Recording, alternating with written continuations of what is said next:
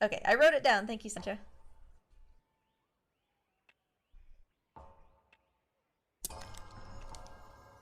Alright, let's run something. Maybe it'll be trash. Maybe it'll be treasure. Maybe it'll be something in between that is ambivalent.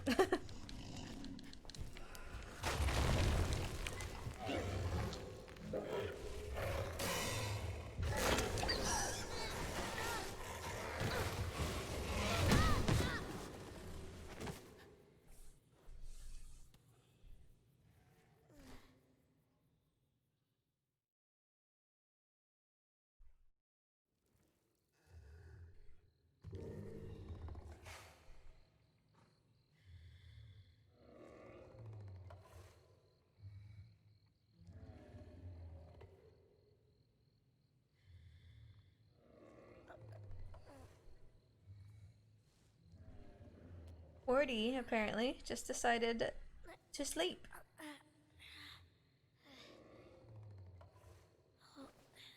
He's just hanging out in his log.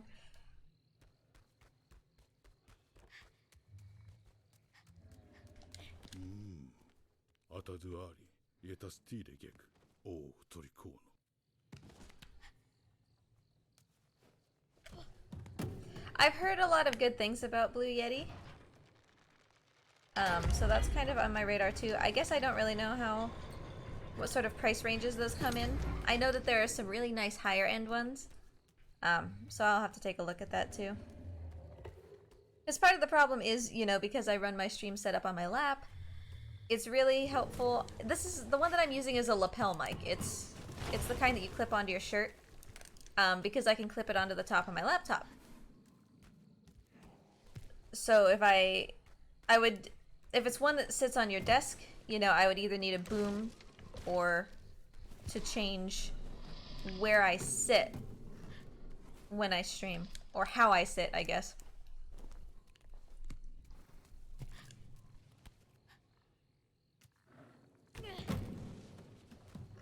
Once we trigger this cutscene, Shadow Tash, I'll catch up with your message there.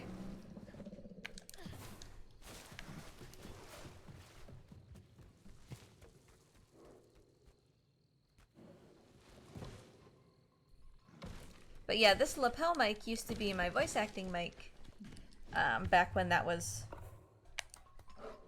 one of my primary sources of income.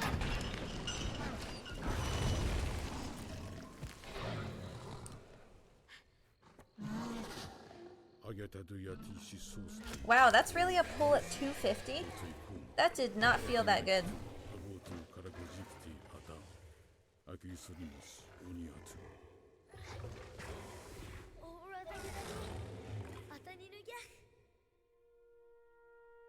Yeah, Shadow Tash, you know what I'm talking about.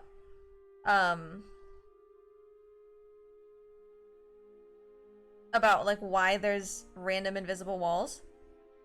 Because I tried for so long to try to figure out a way to skip, you know, the final fight as soon as you get to White Tower by just using elevator skip, but yeah, there's an invisible wall there. And why would the developers put an invisible wall below the floor? You know, that's a weird choice because they shouldn't expect you to be down there. But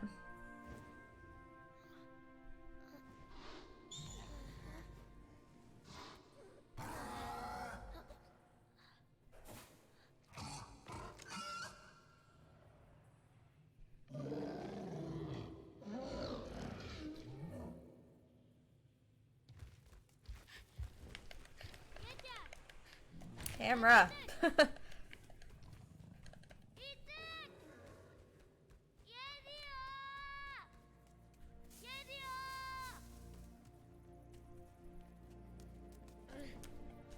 Again, that's close. I'm getting better at that.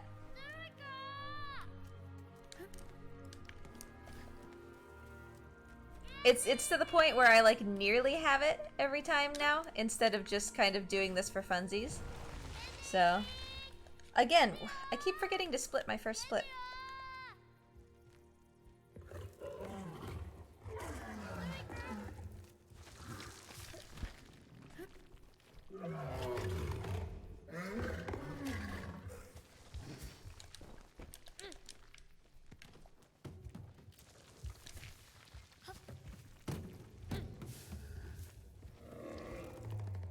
Yeah, I knew what you meant, Sancho.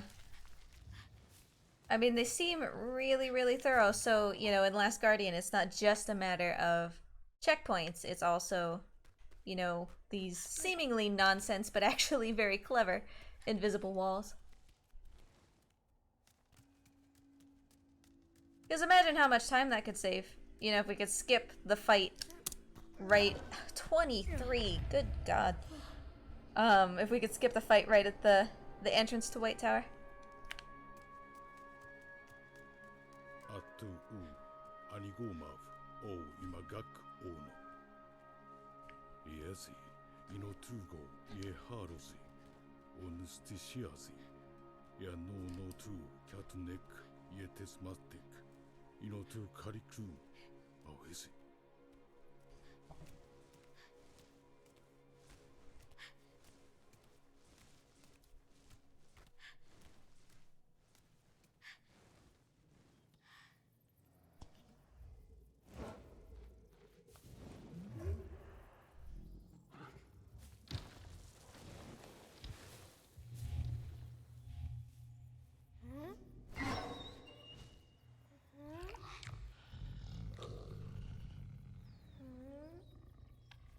So again, I'm gonna do something that I wouldn't necessarily normally do.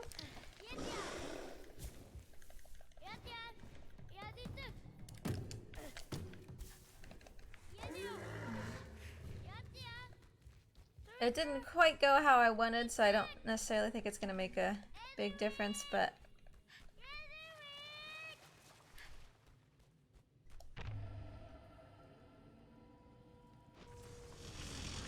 yeah, there's definitely a phase skip in that final fight. I think Samurai got it in his 320.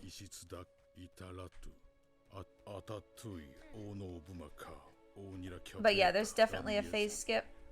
I've been meaning to do some more testing about what could possibly trigger it. I think it's basically just chance because, you know, most things with armor are basically just chance. But I think also it could be dying at a certain time will let you phase skip. Wow, time save. But yeah, basically Shadow Tash, it does essentially seem random.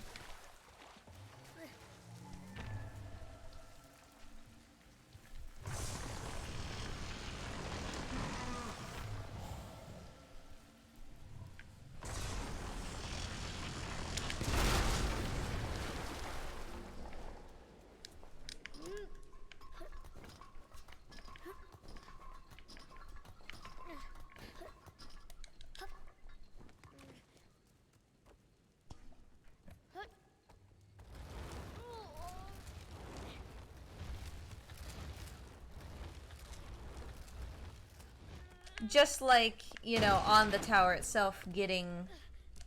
in the second phase of the first fight, getting a guy with a shield. Or with a, you know, an eyeball thingy. That's also apparently random. It's been quite a while, knock on wood, since I've gotten one in the second phase.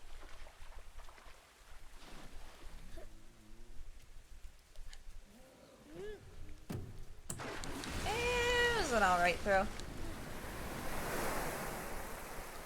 Can you not just stand there, Trico?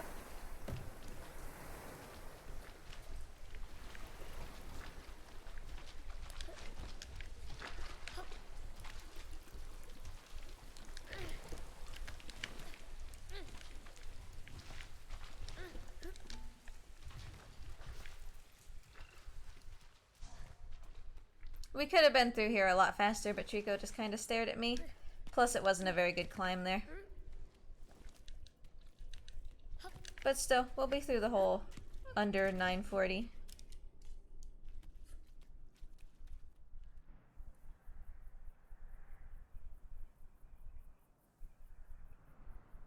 Is it hot where you are, Shadow Tash? It was really hot yesterday, but before that it was actually kind of chilly.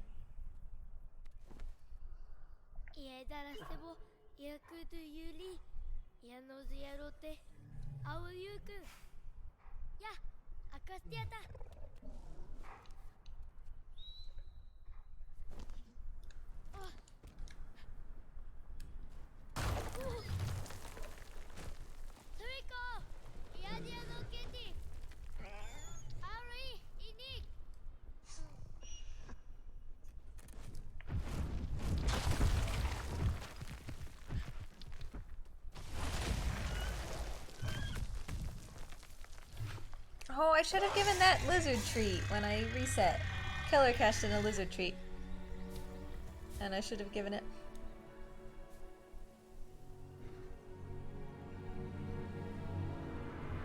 Although Morty is kind of facing backwards.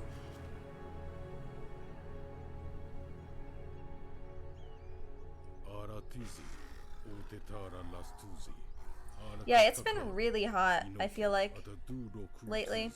We've had mid-80s. Yesterday was 91, and we've had 90s for a while. And that's, like, unusually hot. So it's been really, really warm. Our electricity bill was insane. And we keep our... This is my fault. My husband hates it. We keep our house really warm because I'm usually pretty cold. So our air conditioning takes it down to, at most, 75.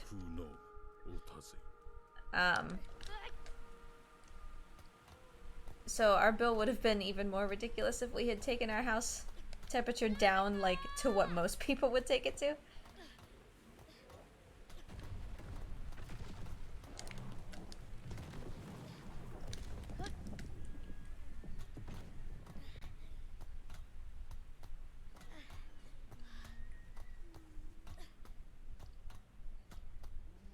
And I mean, it's true that we're gonna have a little bit more expensive electricity bills because we have all the reptiles. Like, you can see the usage on our, like, little app thingy. You can see what energy the reptiles use. But it was high even accounting for that, you know? Hey Alex, thanks for the good luck. Hope you're doing well today.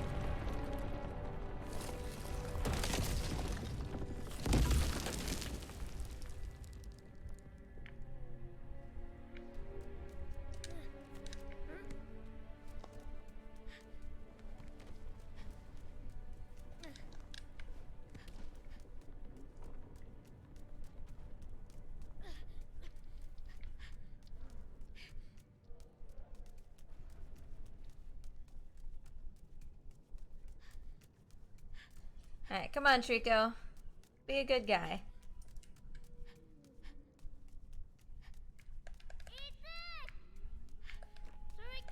Hey, buddy. That's pretty good. Good job. It's not, you know, as perfect as it could be, but it's definitely better than him not being willing to back up, so.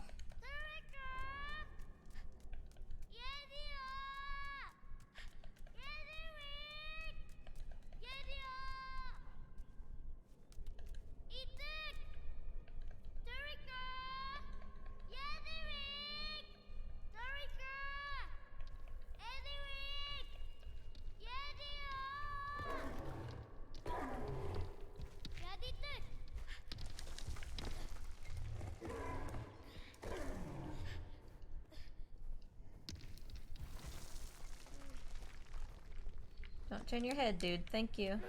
Ooh, and we grabbed that. Nice. It's unusual to be able to jump that far and for him to actually recognize that's a place you can grab, so that's nice.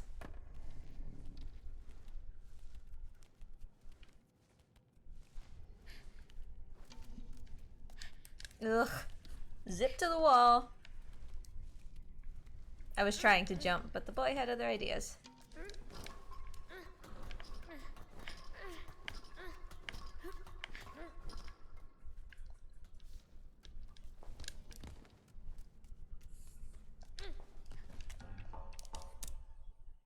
Yeah, a little bit of time save on tall jump is always welcome.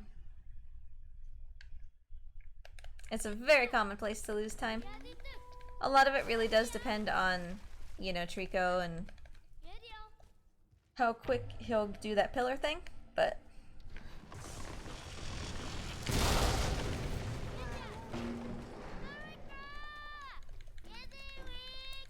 And the sad thing is, you know, we will lose all of this if Trico chooses to get angry right before the cage. And I don't know why he does it.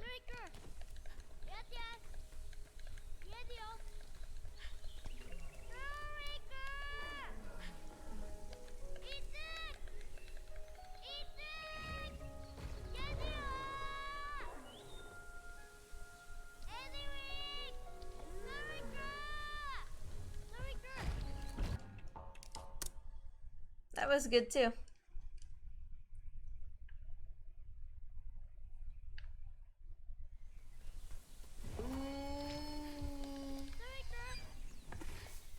No turnaround. He basically has two choices there. He can turn around as soon as you start to move, or he can take a step forward like he did. And he took the step forward, which is great, except that he's just standing here now.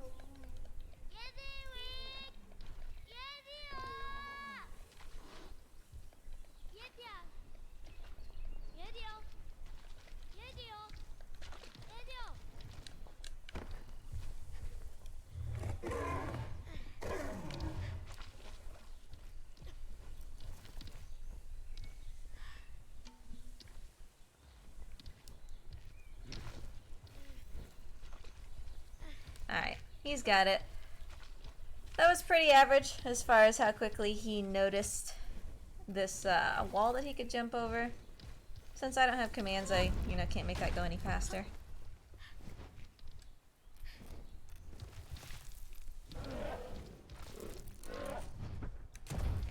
I'm just gonna stay with him. I don't think that it makes a difference. If he's gonna get angry, then he's just going to get angry. But... come on, buddy.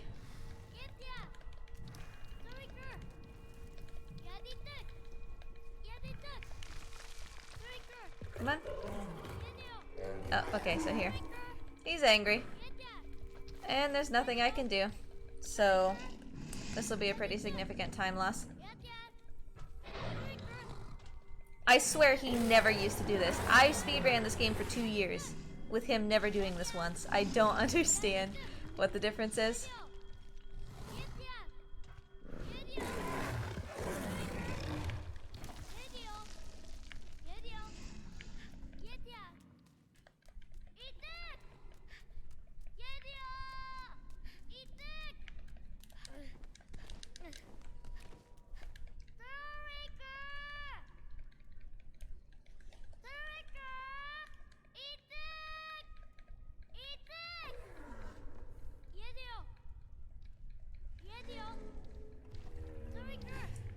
But, the time save that we gained at the beginning was basically a buffer.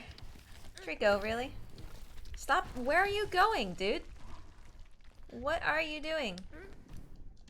I don't even know if I can reach the things if he's like this. Trico, dude. Can you not? He's never been back here like this.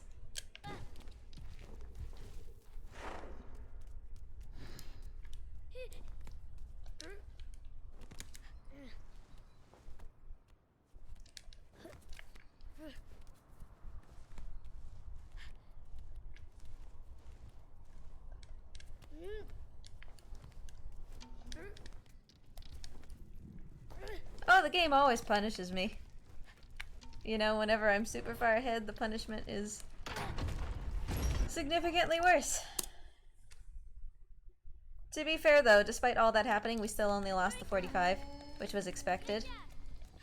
So.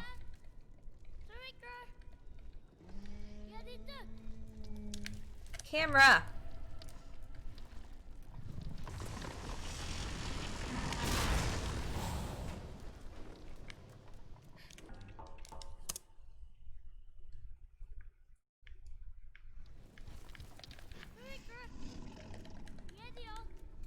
So yeah, that 45 seconds essentially came, just from Trico being angry. Which I can't control. Although if anybody can figure out how to make him stop doing that, I will, I don't know, bake you cookies and send them to you. I don't care. I can't figure out how to make him stop.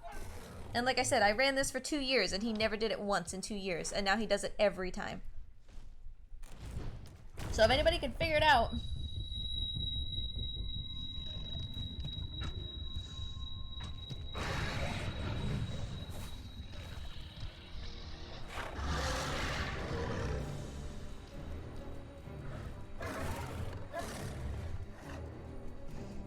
If anyone can figure it out, it's Morty. Hope you're doing well, Draco.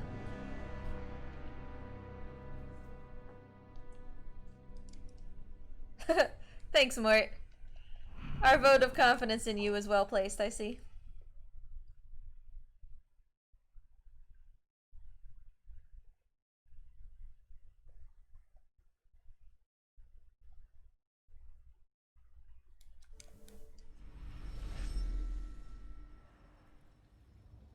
Alright, so naturally, we are not going to be going for that thing.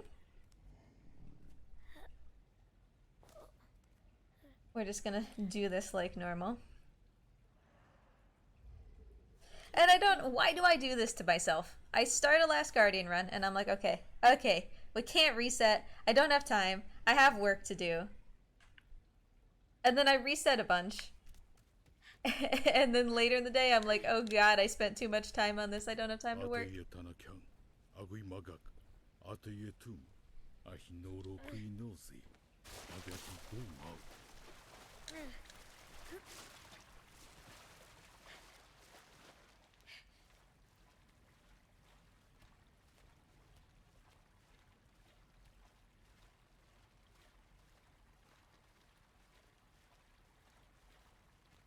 There's just not enough hours in the day, you know?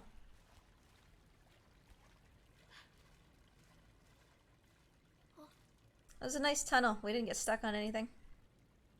So far.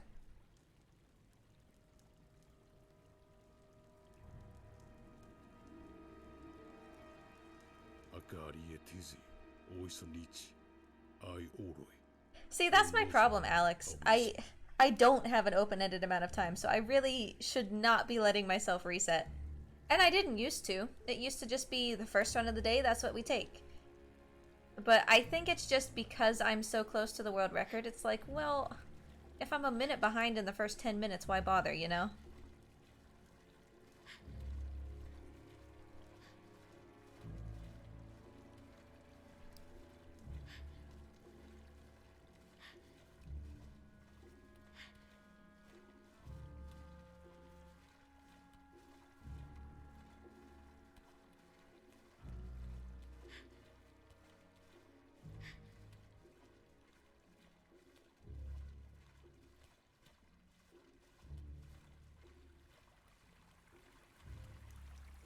Yeah, an early game Last Guardian was the same for me as well. Like,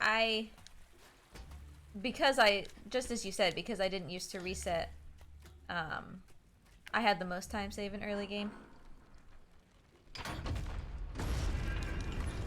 Nice to see that the gate opens this time, at least.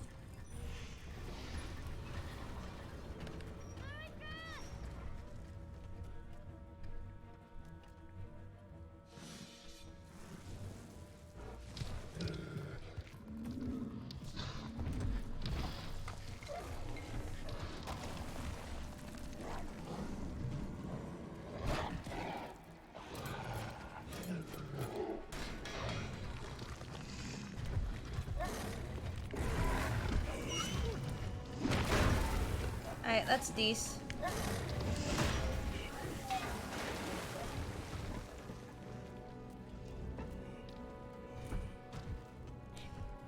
I'm gonna risky for the bisky. Nice. Perfect. That was exactly what I wanted.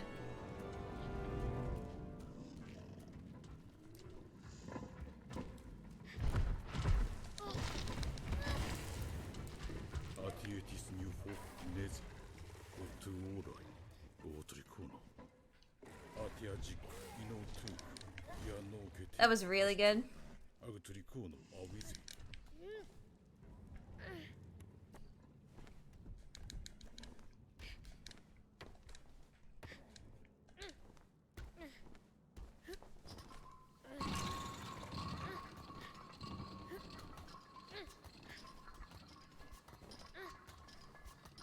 I literally just noticed that the narrator still says yoroi, which is the Japanese word for armor. Like, that's an actual Japanese word. I've heard this narrator like thousands of times and I still just noticed.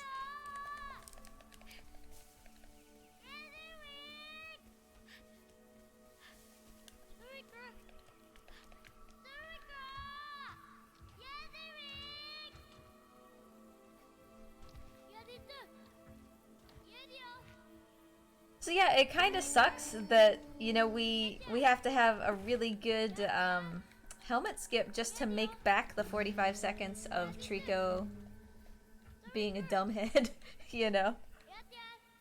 When that could be... Trico. When that could be a minute and a half ahead if he were just normal. I'm concerned about him breaking here as well, because he has been breaking here lately. But I'm gonna chance it.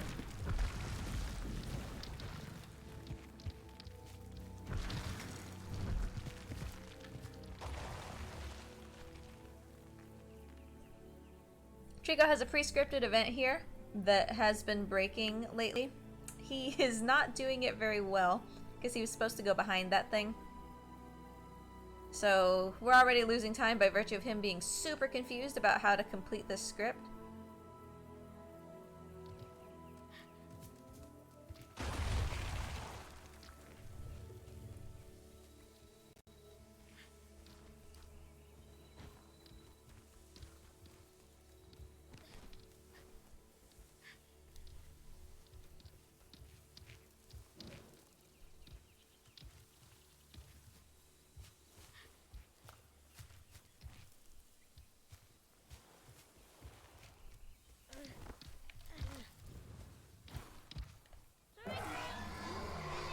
So we'll see if he breaks. He didn't. That's a relief at least.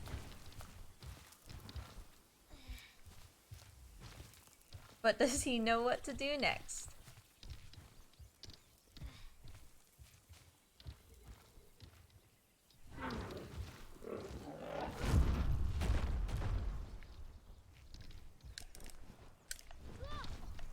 Oh, we got vine skip. Sick. Can we actually make it work?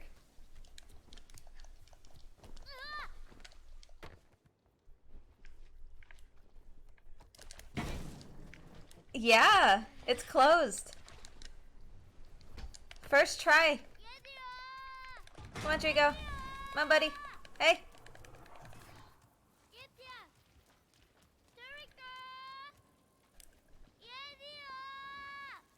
Hey, buddy.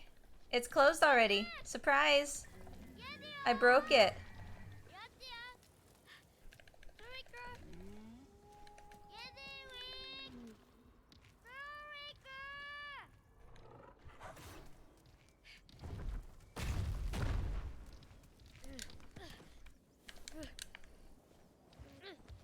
That was pretty dope, not gonna lie.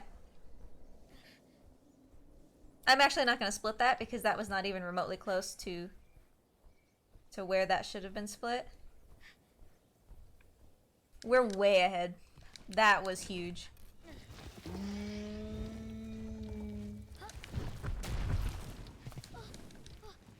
Don't you leave me behind, you big feather box. Oh, where am I? Camera, please. Please.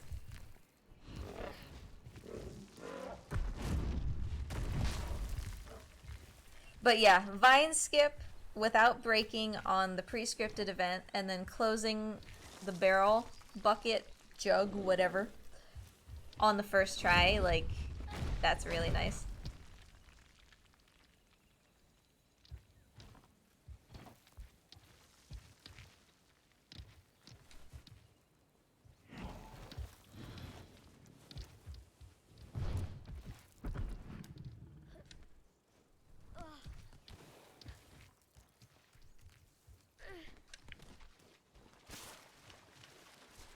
And Trico's already over here. He seems to be, aside from that one, you know, instance of of being a butt face right at the beginning, he seems to be doing pretty good.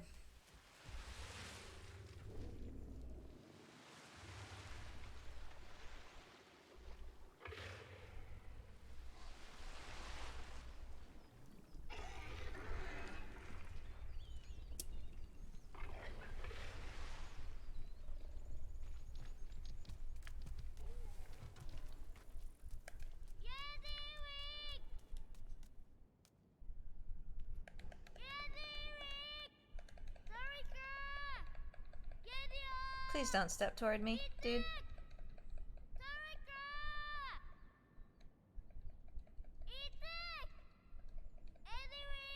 Are you stuck?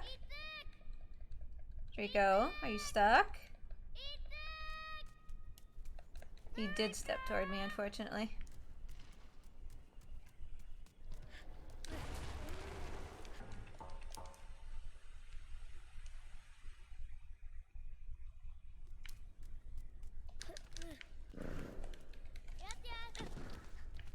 Long pull, really?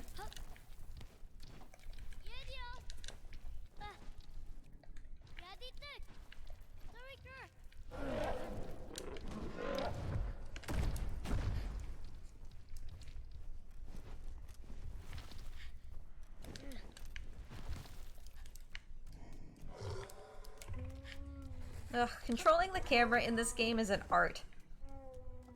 The camera is more of a temperamental beast than Trico.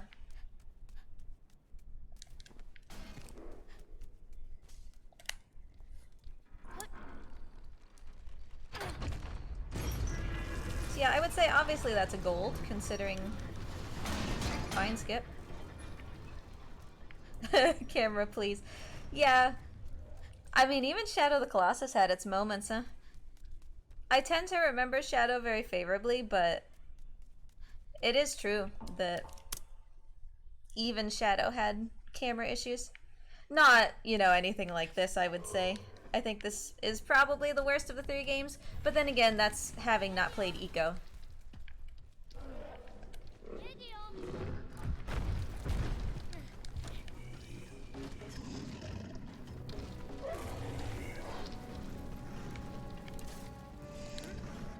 Very good. Trico stayed completely flat, which is great. Normally he would be thrashing around a lot more, and that would have taken a bit more time, so that was very good.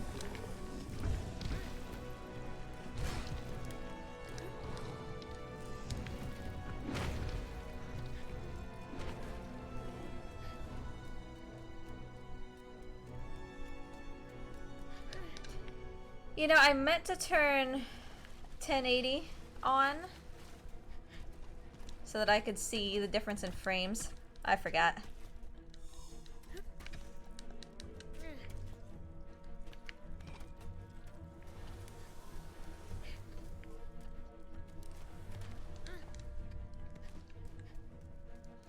Okay, so this hallway can definitely break this whole thing. Y'all who are here regularly know that.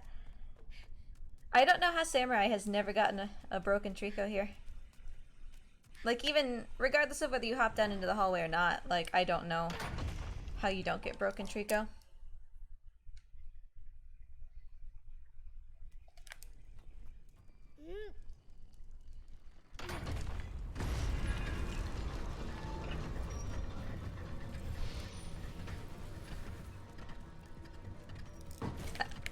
Let me around, let me around. Whew.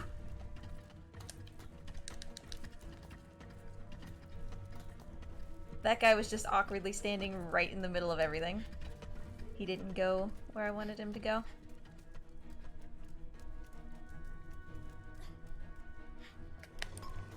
Alright.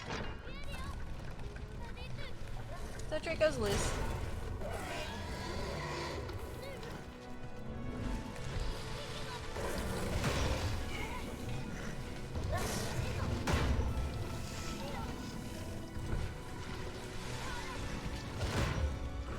Knock both of those guys down, of course.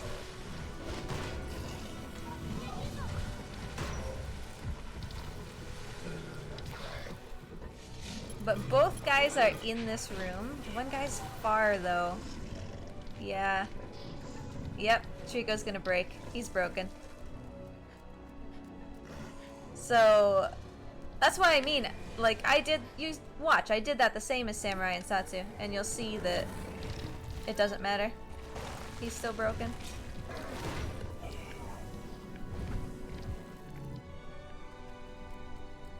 So he didn't kill this guy, and that is the problem. You know? Dude, drop your spear. Come on. Yeah, okay. It's a dedicated spear guy as well, so I can't even get him to pick me up and lure Trico down here.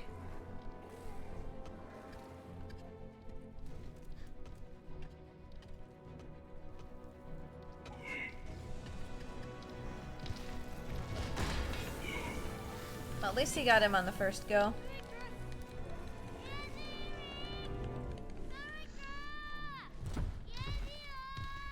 This was actually not based on the time save, but based on the current time that it is now on the splits.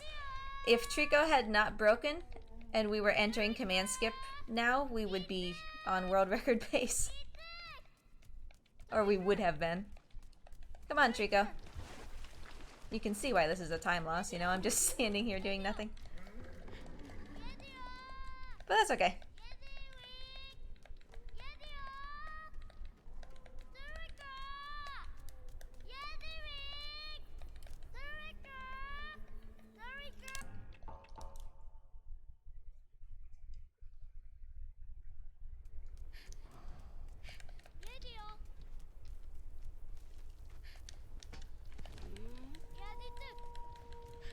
So yeah, for those wondering why that happened the way that it did, Trico has a pre-scripted event.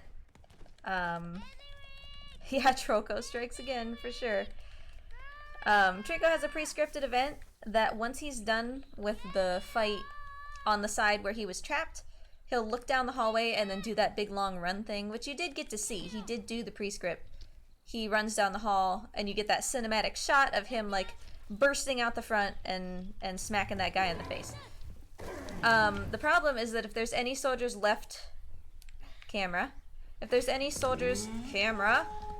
left where he should have killed them at first,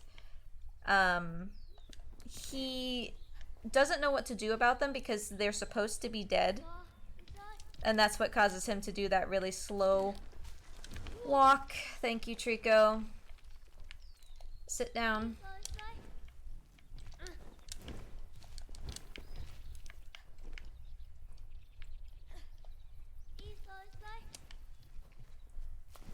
Trico, sit your butt down, dude.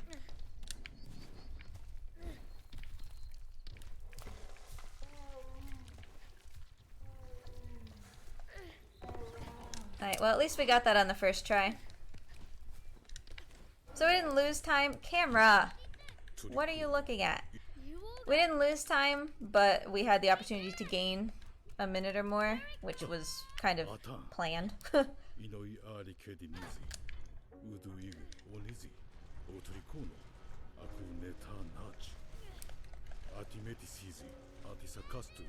You coming, buddy?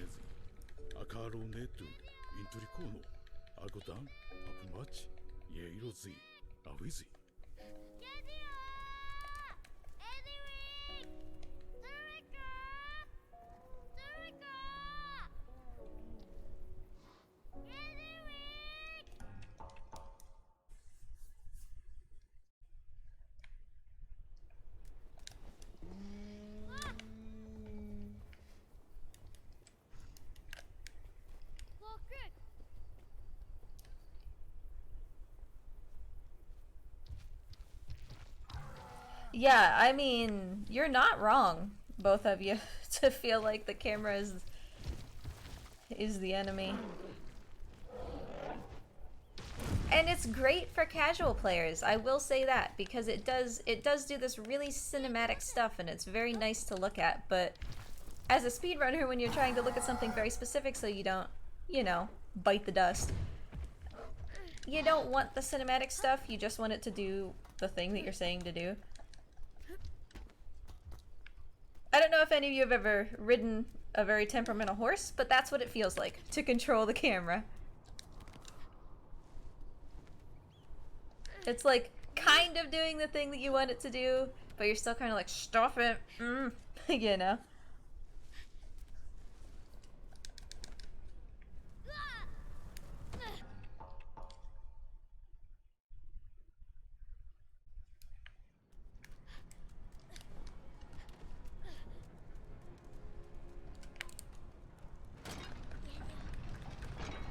Yeah, exactly, Shadow Dash.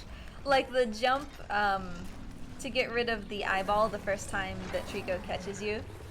It literally is like, oh, you're mid-jump? Here, Trico, you know?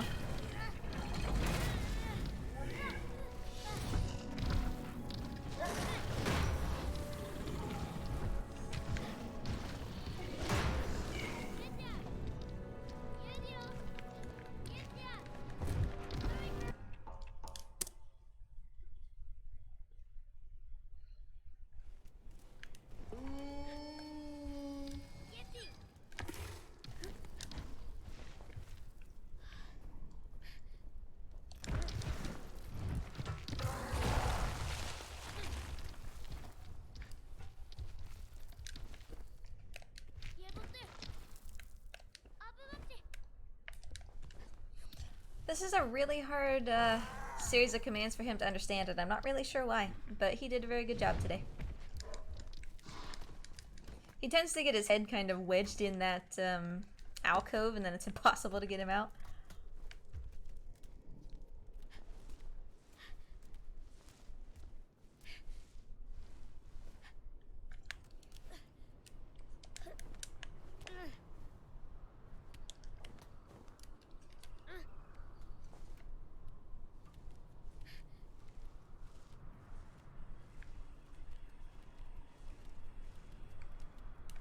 Yeah, I feel you, not Shadow Tash. Sorry, Alex. I was looking at Shadow Tash's name as I was reading your comment, Alex. I think that there's something to be said for developers who patch out glitches that don't affect anybody but speedrunners. Like, just for the sake of getting it out so that speedrunners don't use it. It's like, come on, just leave it in. You know, but for sure, if the game needs to be patched because something is broken, fix it. I'm definitely on board with that. And it's sad to see things go, like Spyro Roll in Air. It was sad to see that go. And Roll in Air kind of was along that line, right? You know? It was along that line where casual players essentially, like, never experienced it. And speedrunners loved it, so why patch it out? But, you know, sometimes also you fix something else and then that other thing doesn't work anymore, so I get it.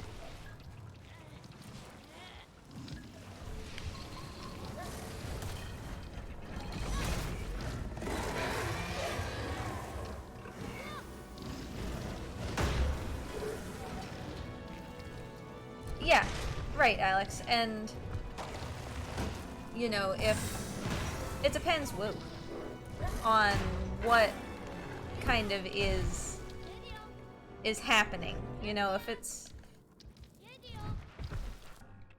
I hope that that was good enough. Oh, it was. Very nice. That was really good. If it's something that, yeah, like you said, your game isn't functioning the way that you intended it to, people are falling through the world or something, yeah, by all means, definitely take that out.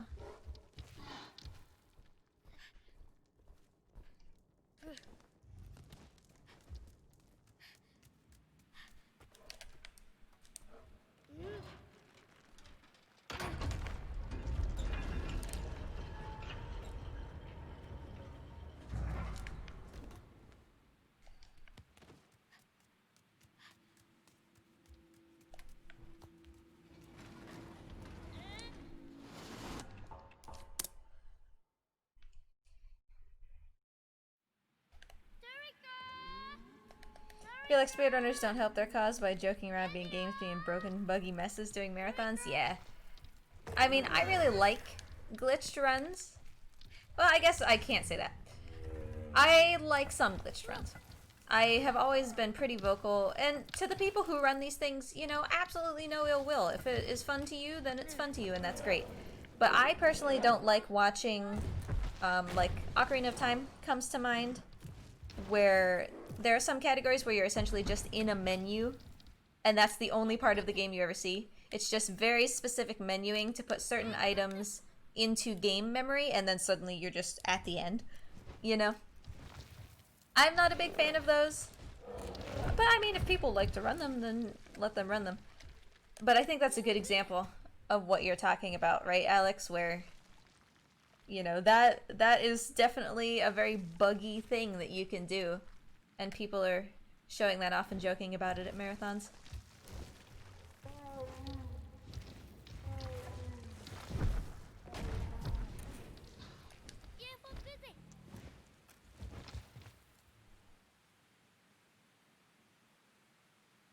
Trico, you know how to do this, buddy. Thank you.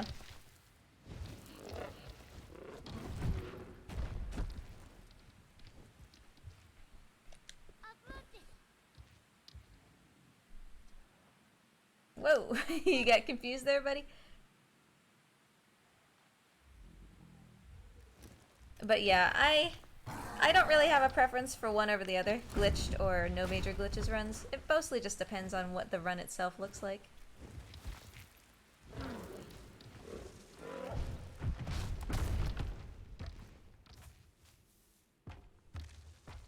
Hitboxes, as you said, Shadowtash, and well, I mean, basically hitboxes, collision in games, invisible walls, things like that, they always baffle me with how little priority it seems like in general developers take toward fixing hitboxes and collision. It took Spyro multiple patches before we didn't have huge invisible walls where you could just stand on air. And it seems... Now, I'm obviously not a game developer, but it seems to me like it's not super hard to create assets that don't have giant invisible boxes around them. But I don't know, maybe it's much harder than I think it is, you know? Gotta give them a little bit of credit. They're probably not doing it maliciously. Yeah, little boy, just stand up. Crybaby. Oh my god, fine. I don't think that I triggered the checkpoint, but still. I did, okay.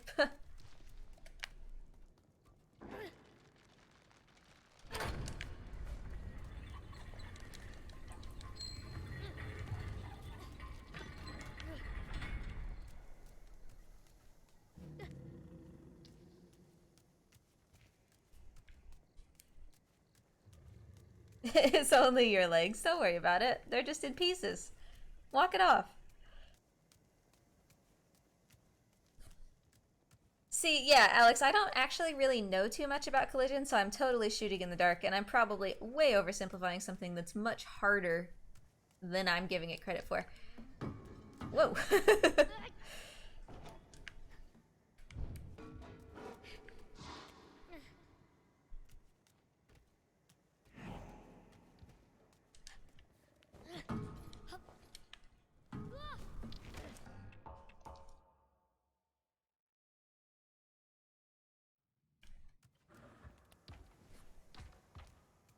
Because I'm thinking about, like, Spyro, and thinking the thing that came to mind with Spyro was Sunny Flight as an individual level. When you get into that final treasure chest room, there are little crystals that are just, you know, part of the environment that are there to look cool. And you have to be very careful flying around those, because there is multiple Spyro length distance where you can just run into a wall that you can't see. So, you know, essentially you can fly pretty far from one of those crystals and still just collide into something and then fail the level. And it's like, I don't know how hard it is to not have done that, but can you please not do that, you know? But it might, as you said, it might be harder than I'm giving it credit for.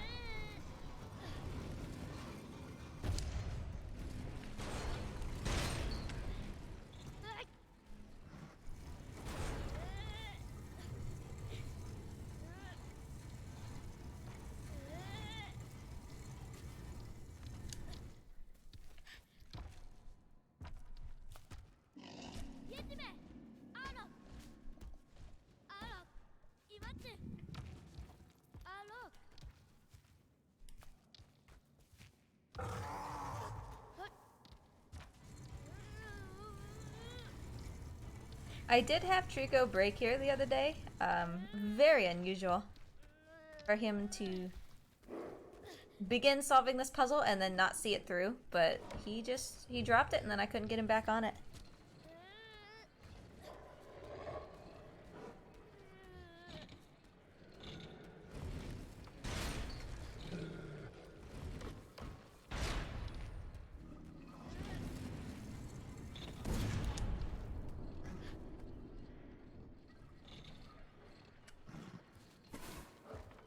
Alright, buddy.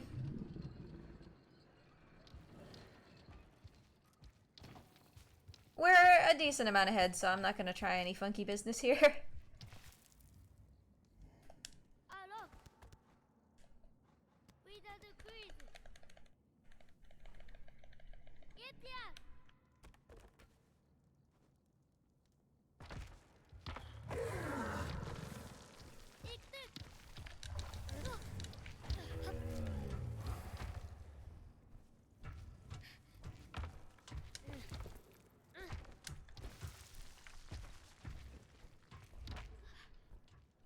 Hey dude, I didn't really want you to go backwards. Could you not? Thank you.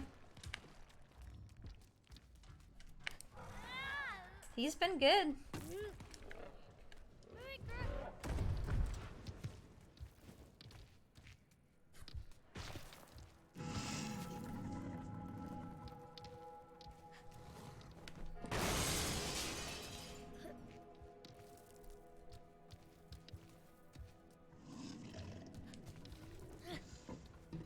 Huh, really? The mirror is moving and it didn't break.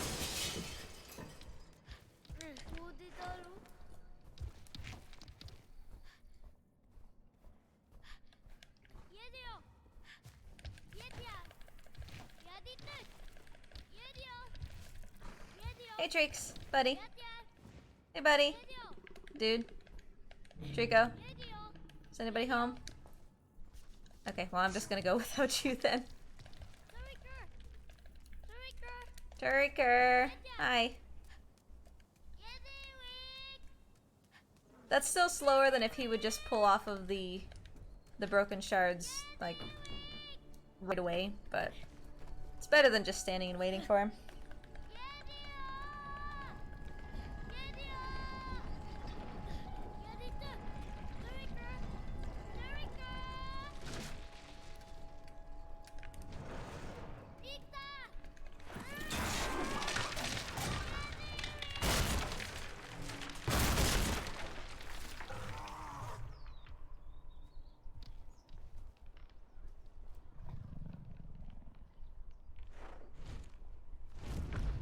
And he was fairly quick here as well.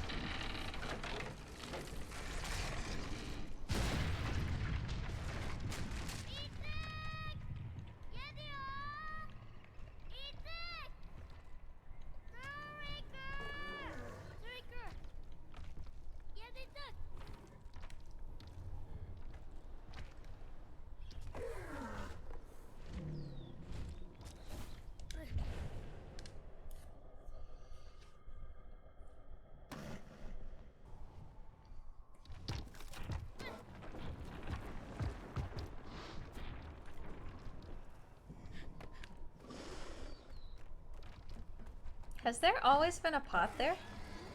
I don't remember that.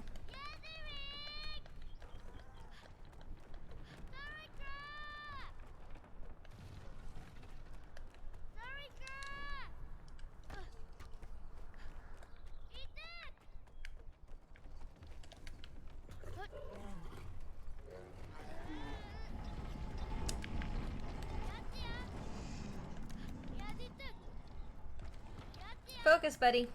I need your help, okay? Don't get your tail stuck. What are you doing?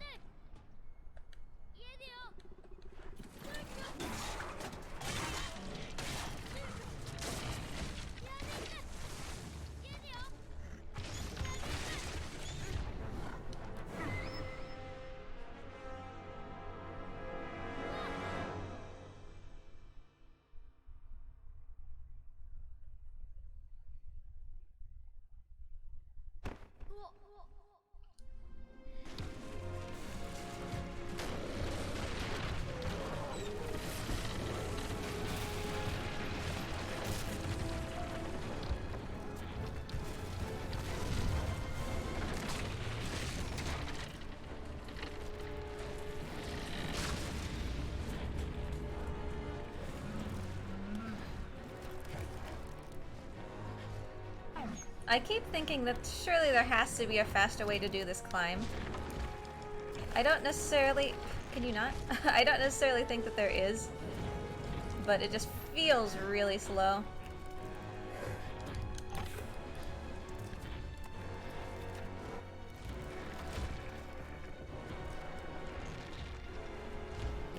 Sure thing, Shadowtash. Enjoy your nap.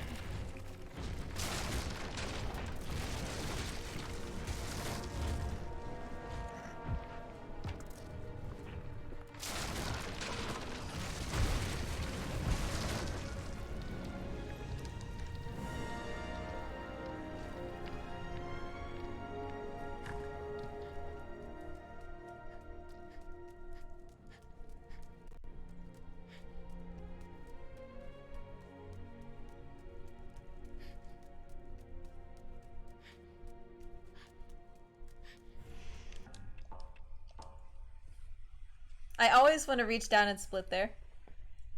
Because there's usually a split at a reset.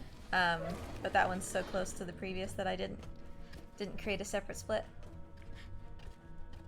Which might be part of the reason why Eye in the Sky is always a little bit wonky. As far as gold goes.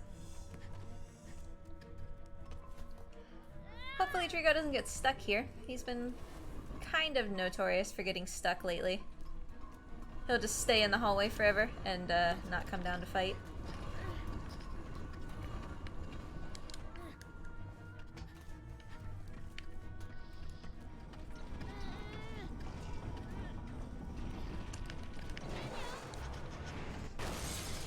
Alright, Trico, you coming? Where is he? Oh, well, he's already down here, so sure. So good, we don't need to worry about that.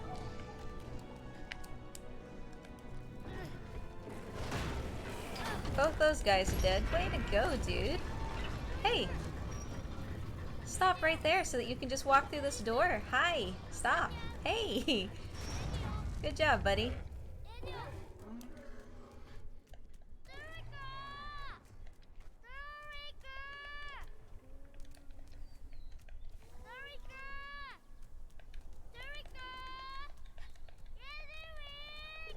Ugh, that's nauseating. I don't usually climb up this thing, but why not?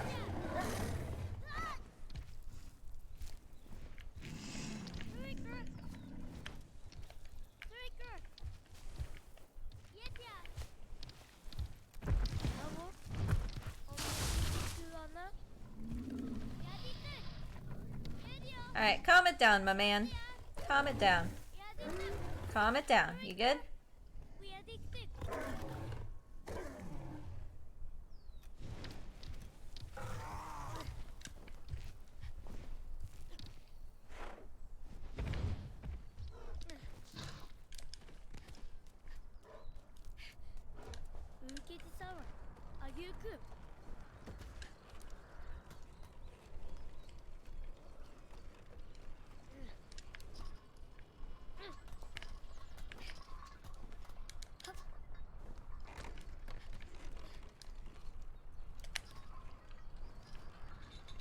You know, I could make that jump a little bit earlier and it would save a bit of time.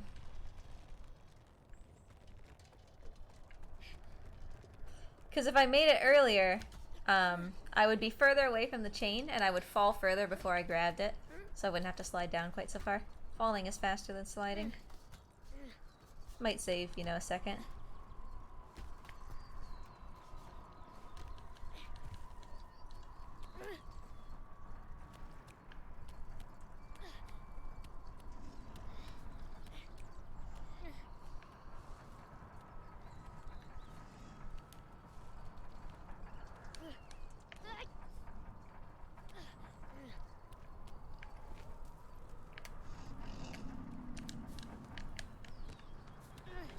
Good try.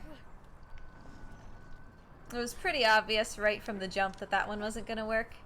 Still faster to try again.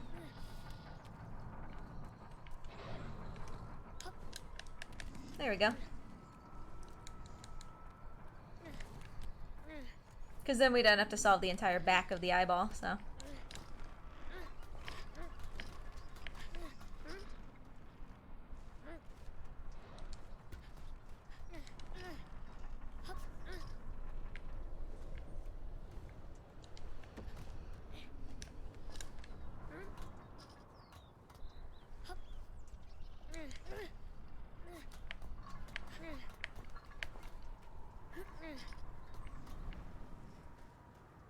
Yeah, it's really spooky. Like, even to do it, it feels spooky. Even though the backup is almost guaranteed that you won't die, it feels really spooky.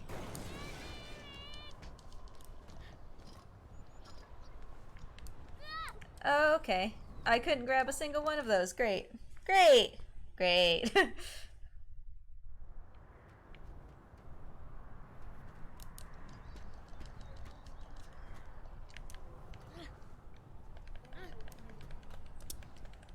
We still save time despite that death.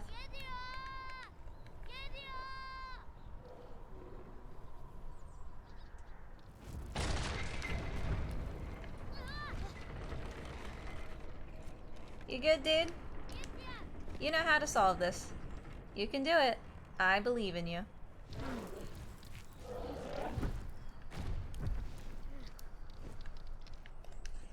So that split could have been a lot better, and we still came out with 15 seconds.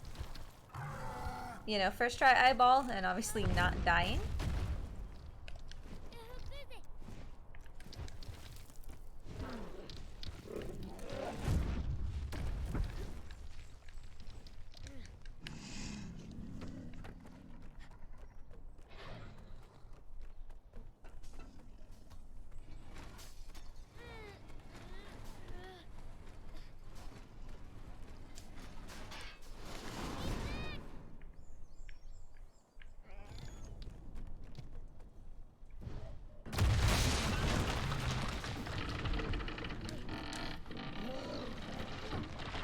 I don't want to be on the leg.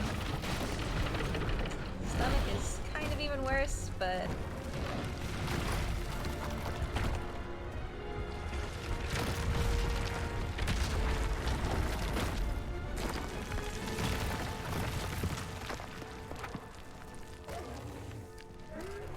At least I was kind of able to bring that back a little bit.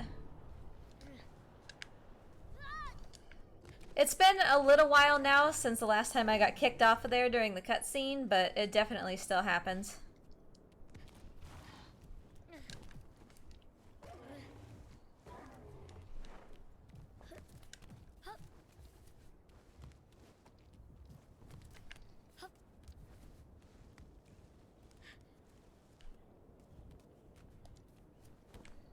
Immediate drop.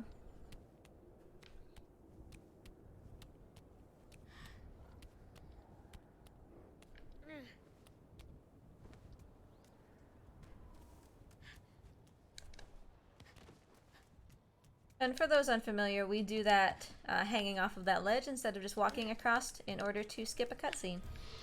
One of the only skippable cutscenes in this entire game.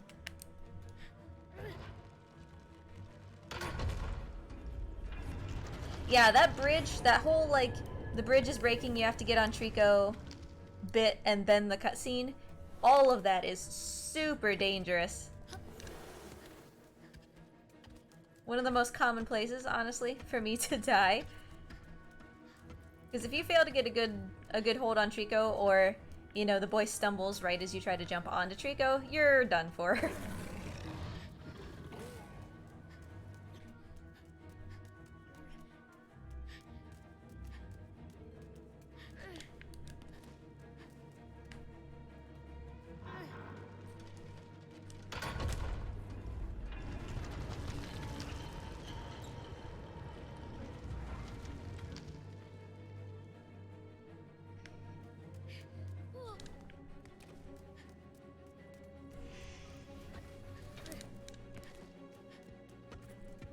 I'm gonna start doing it that way, I think. I think that that's a little bit probably more consistent for not getting you caught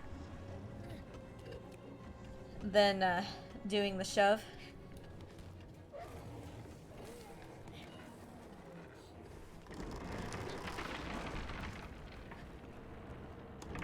I mean, we're gonna try the riskier drawbridge skip. Because why not, right?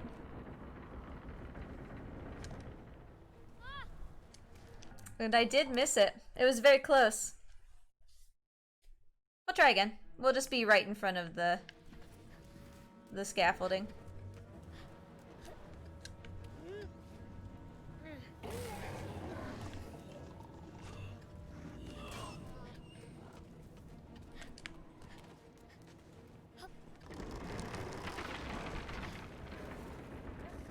We still stand save time on it because of how long the original takes. Plus it's good practice, you know? There we go.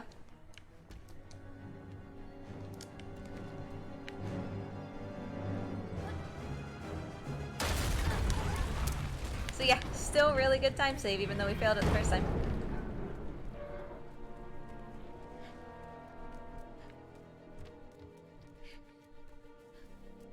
Yeah, I mean, that's the thing, Aiden, like, you get a run where you do all of these things on the first try. That's why my sum of best is 10 minutes ahead of the world record, you know? It's just that the odds of getting all of those things on the first try, plus then getting Trico to behave for 3.5 hours, or at that point, you know, 3 hours and 10 minutes, or less, is really, really challenging.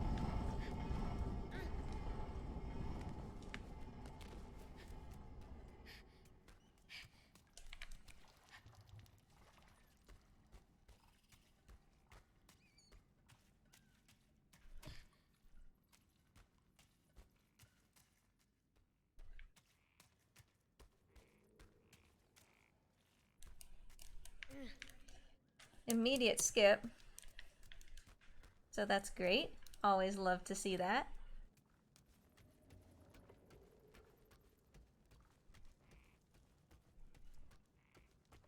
Yeah, the chain is harder to hit, for sure. You can hit the chain. It's not like it's impossible. There is like collision there. He'll realize that he can grab it, but it's harder than just trying to balance on the top of the drawbridge, like I did. If you're having a hard time with that one, you can also go to the left of the drawbridge and jump over to like the little ledge that's next to the drawbridge, and the boy will grab that. You know, if you're just trying to find some alternative to the old standard of jumping and meeting Trico as he comes over.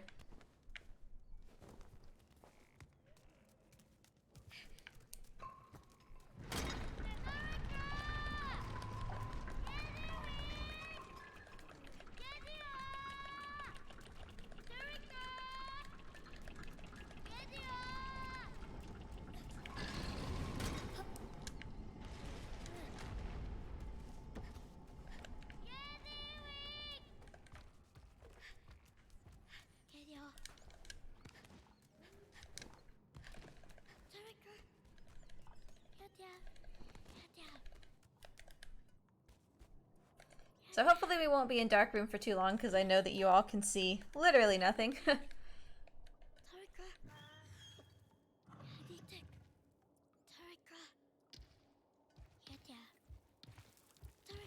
It's very hard to get him to do this jump. I'll see how well he chooses to behave today.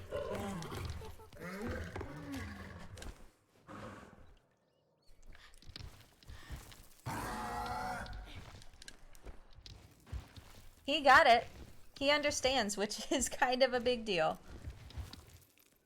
Yeah, we're gonna save a lot of time on this.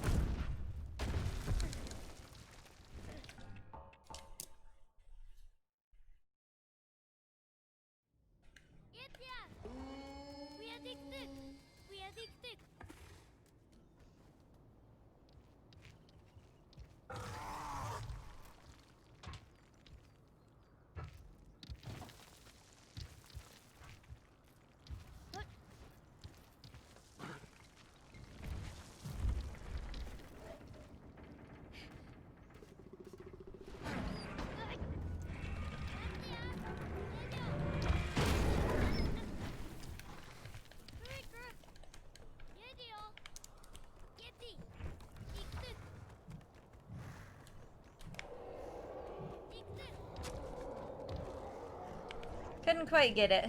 We were going for the cutscene skip there. It was close, but that's okay. Pretty rare, honestly, to get that skip. I've definitely gotten it before. Samurai has also gotten it. Brian Davidson has gotten it.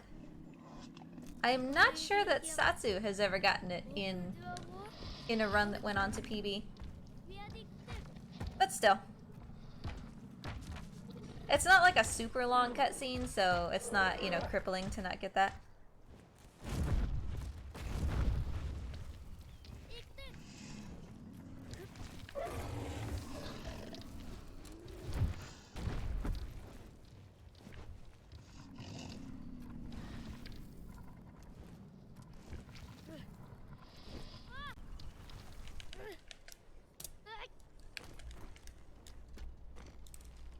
Always facing the wrong way.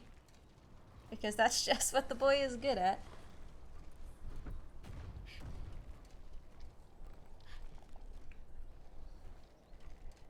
I am really enjoying this, by the way.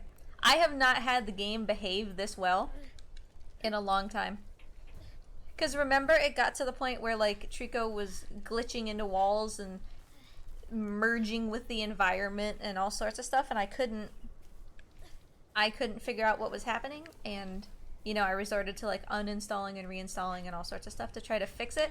It's so good to finally just have this work a little bit. You know, it's been a long time since I've actually had a run that just works. And when I say works, I don't mean that it has to PB. I literally just mean that the game does what the game is supposed to do. It's been a long time. It feels good.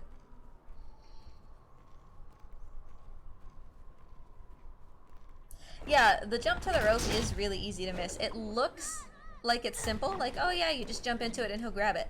But that's not the case. Like, he has very specific requirements for what causes him to grab the rope.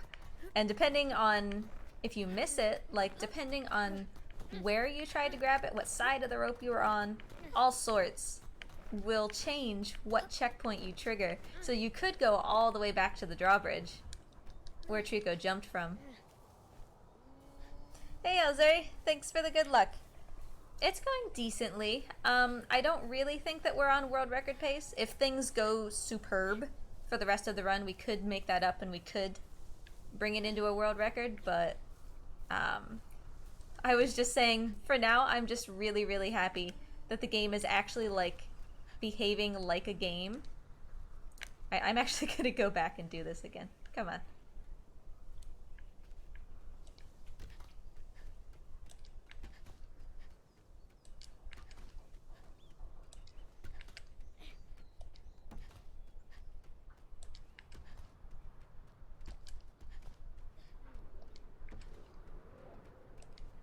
This is why we went backwards. It's faster to go backwards and then attempt this again and then actually be able to do the full run across the chain. Or across the rope. That was quite good.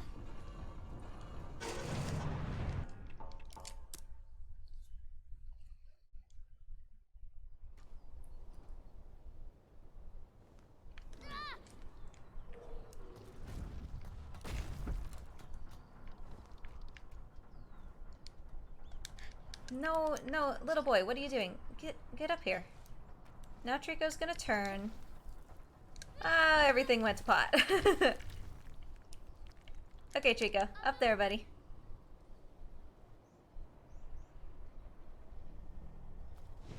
Now we have to wait for Trico, as you can see, to spin around and everything because he turned to face us. So that'll cost a little bit of time. It's alright. Trico, buddy, I need you to get your act together, though.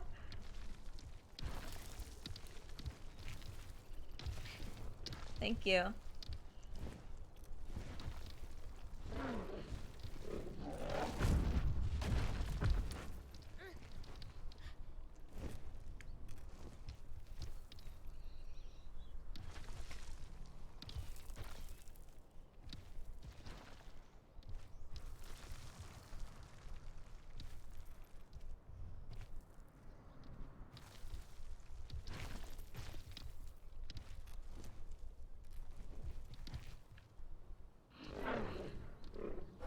Alright. Trico was really good about the way that he put his head there, so we were able to just come off immediately.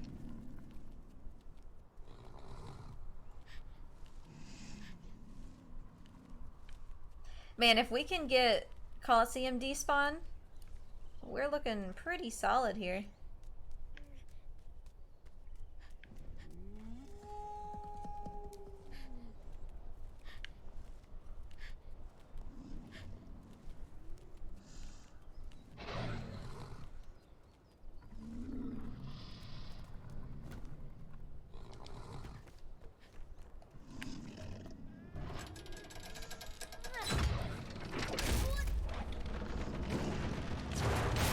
Vine skip could be the end of us, though. Vine skip coming up right after Long Live the King. because that's entirely a game decision. If you, because Samurai was working on it for a bit, if you look at my run, Satsu's run, and Samurai's run next to each other, we're the top three. Satsu and I will take a death to vine skip where Samurai doesn't. It's literally just the game deciding whether you have met the death criteria or not from the exact same setup. So we'll see. We will see.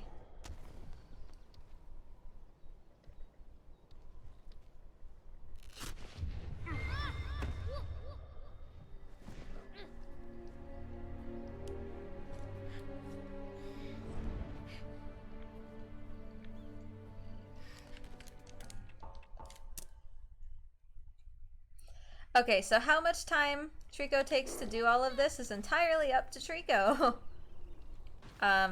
It's pretty common to see about 4 seconds of time loss as Trico figures out, you know, how to get up this tower.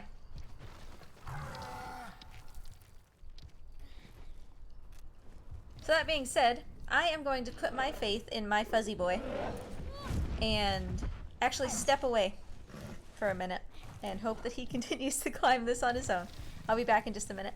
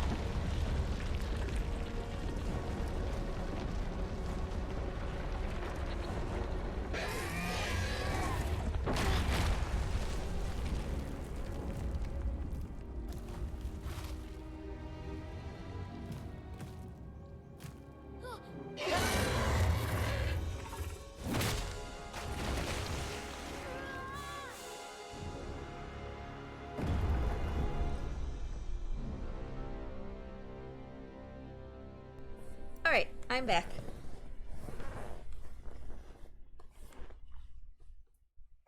I just, in our previous run, Keller had cashed in some lizard treats, so I wanted to be sure to give Morty those treats.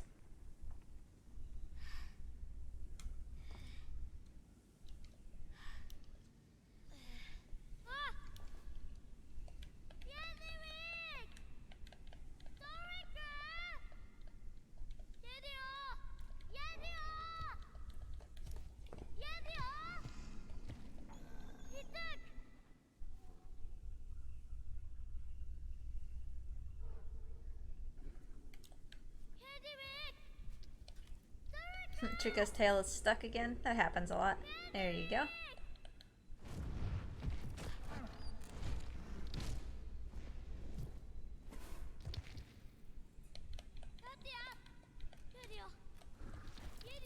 So yeah, we'll see how this vine skip treats us. We might take a death or 5.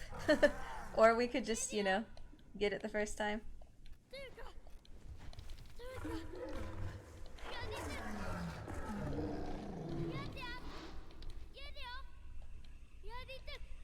I would have given Morty raspberries, but I sent them to work with my husband for his lunch today.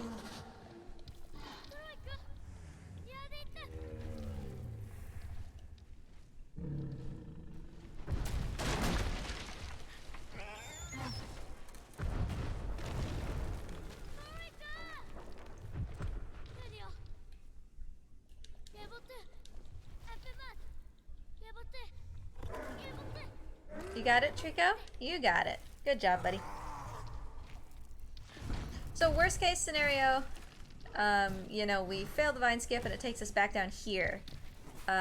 Best case scenario, besides getting vine skip, obviously, is we get vine skip, but it counts the checkpoint up by Trico's butt, and so we start up there going forward.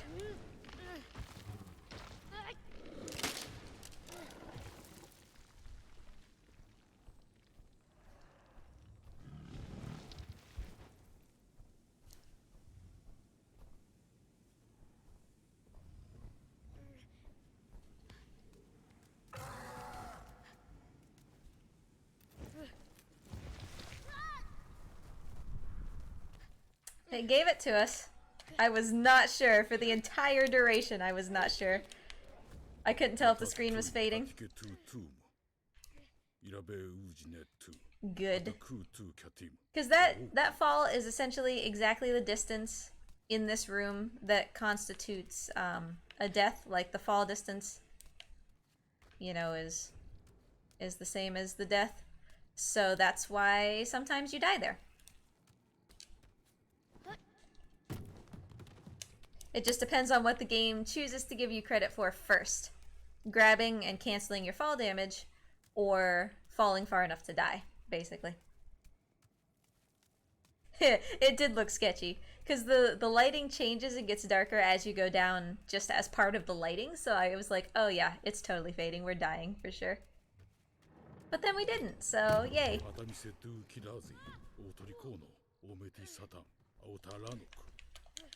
Atakiam akisas natu idirote akianagala tu.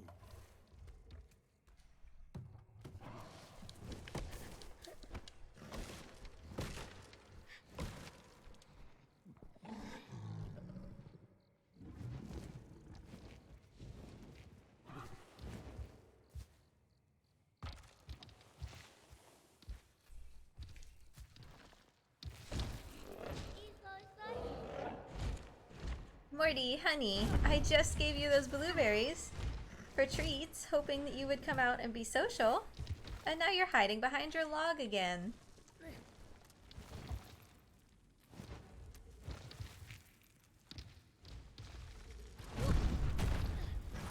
Hey, Samurai, thank you for the good luck.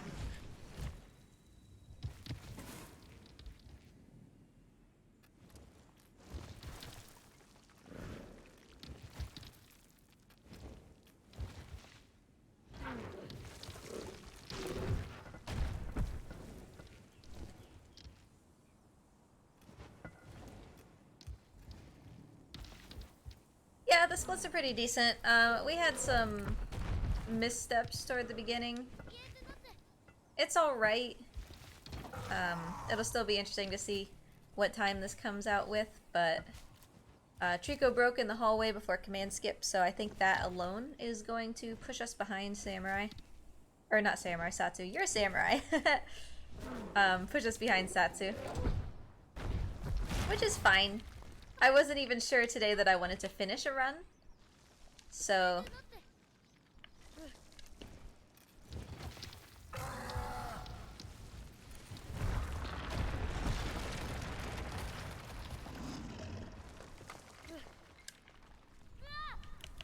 Oh, no! Well, I mean, there's that too. Why are we here? What? This is not the checkpoint for if you die there. The checkpoint should be at Trico's tail. So that's even further behind. Yay. It's cool. It's fine. I blame you, Samurai. I'm kidding.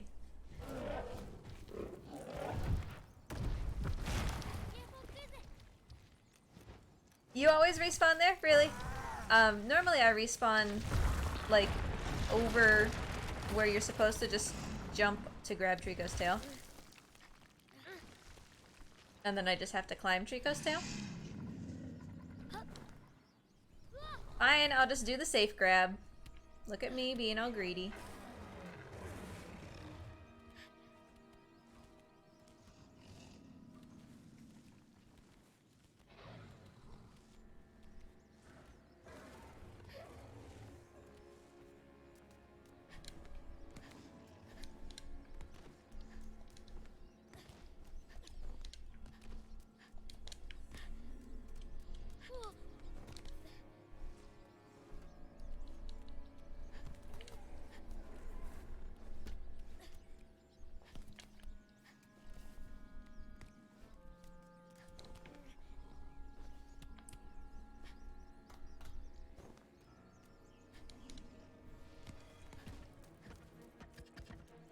Yoink.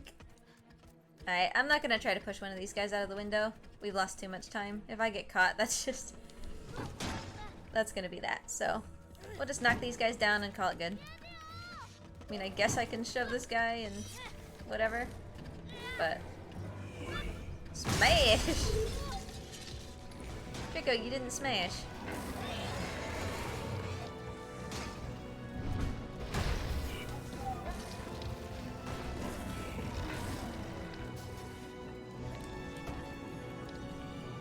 I don't understand how they can start moving if I already am, like, grabbing them.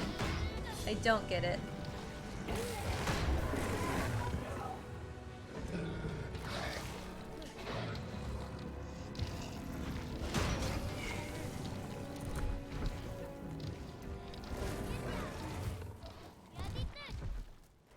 I think that's all of them, I hope.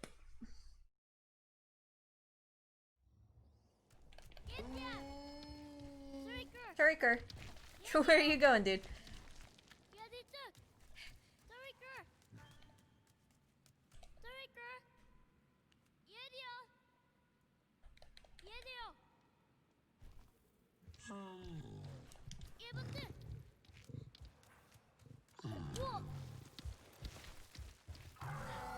So, I mean, that was decent. We still saved time, even though that was absolute garbage. But, you know, it's fine. Hey, Snake. How you doing today? The run is going fine. I would call it, you know, just a pretty fine run. We've made some sort of largish mistakes. That's not going to turn it into, you know, a 335 or something, but by the same token, you know, it's pushing us behind Satsu. It's just so refreshing after all this time to finally have one run through of this game where it feels like it's working. Trico's not breaking in really stupid ways or merging into some disgusting, grotesque beast by fusing with the environment or, you know, everything that I was having problems with, so it feels good.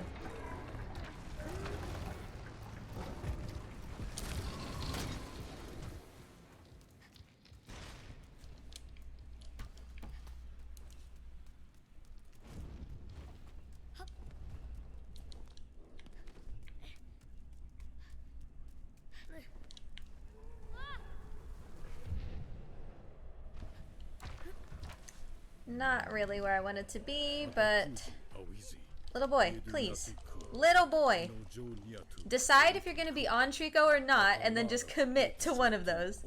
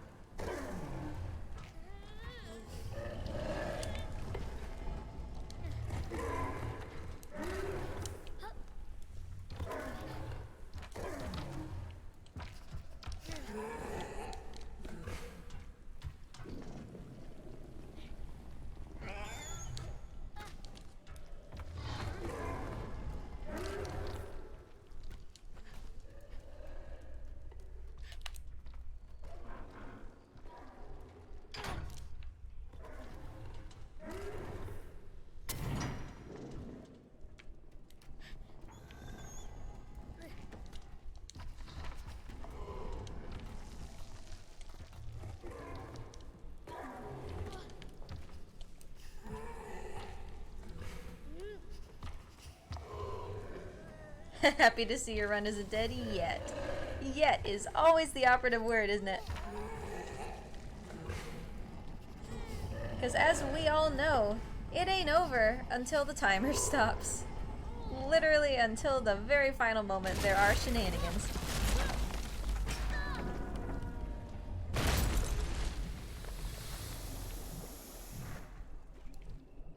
Someone asked me in some marathon, I can't remember which one it was, where I was running Last Guardian. We were probably, like, we weren't even to White Tower skip yet. And they were like, you know, are you feeling like this could be a world record? And I was like, bruh, it is way too early to know.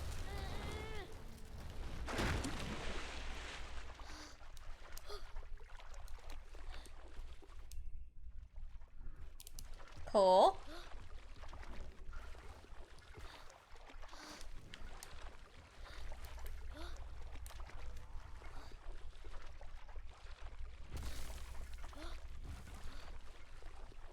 I cannot see where I am. I have to just rely on my memory of this game to be next to this pillar. Yeah, good. Yeah, like, Trico can literally at any point just decide to sit down and complain for 5 minutes. And there's nothing you can do about it.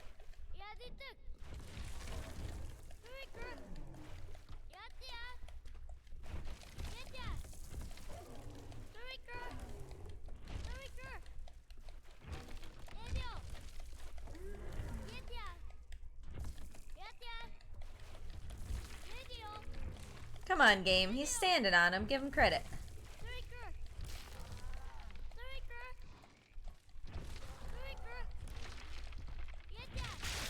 There we go.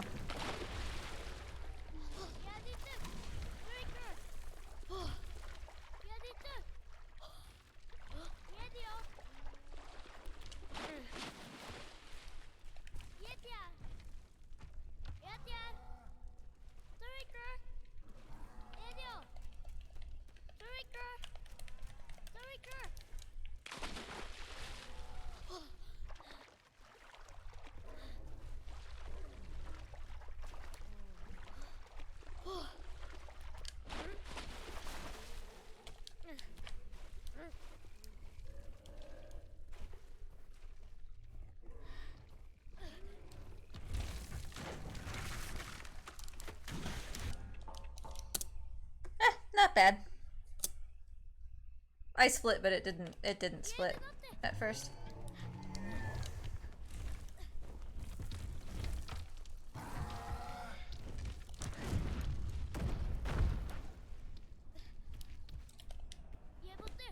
You got it, buddy? There you go. Good job.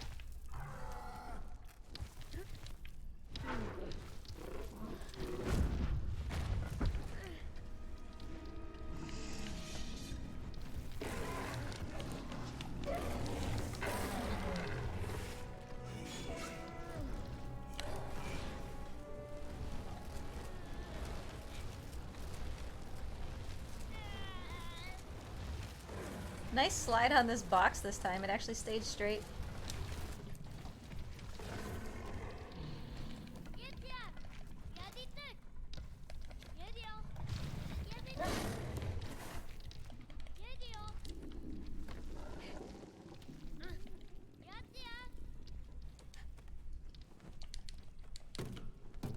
No, no, no, no, no. The first, like, invisible backup wall didn't trigger. They put invisible walls there to help that not just immediately go off the edge. But the first one, kinda slacked off.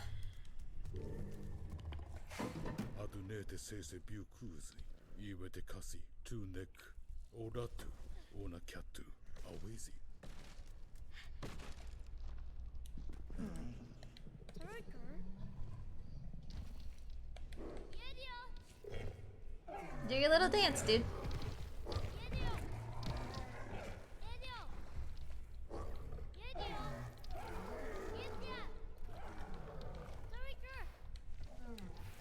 Pet him after he poops or pees so he isn't embarrassed. Of course. Why didn't I think of that? Because he totally poops or pees on the regular.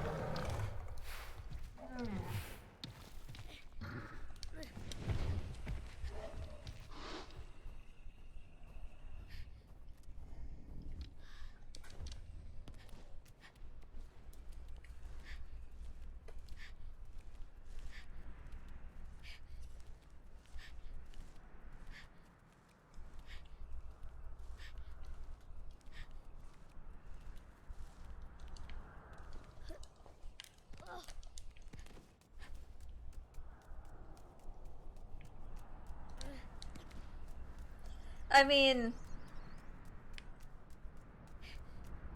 yeah, the final sentence helps for sure. But on a not joking note, this run is proof that there is not really anything in particular that makes him listen better. Because, like, as far as barrels or number of new games completed or whatever, because this account this is the second run ever on this account.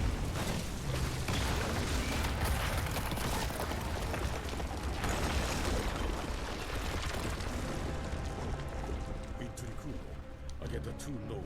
But this always.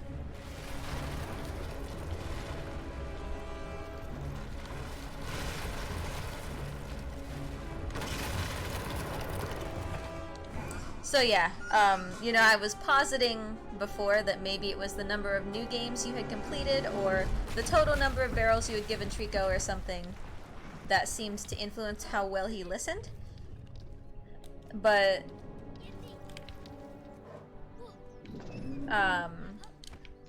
since this is only the second time I've ever played this game on this account, that would seem to prove that wrong. Since Trico is listening, he's not really breaking, you know.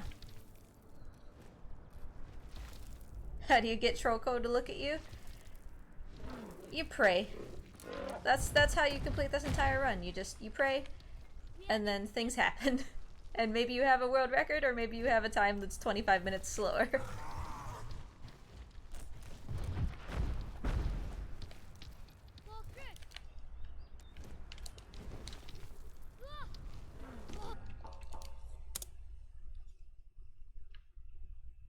Alright, let's see if we get armor despawn. We did. We glitched it, so only this final armor has spawned. Hey, buddy. Come on, Treeks, we got a job to do.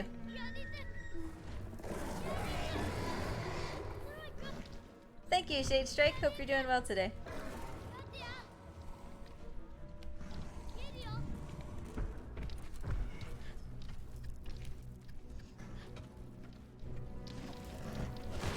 Alright, one hit kill. Good job, Trico. Stand there. Exactly right there. Don't move. Good job, buddy.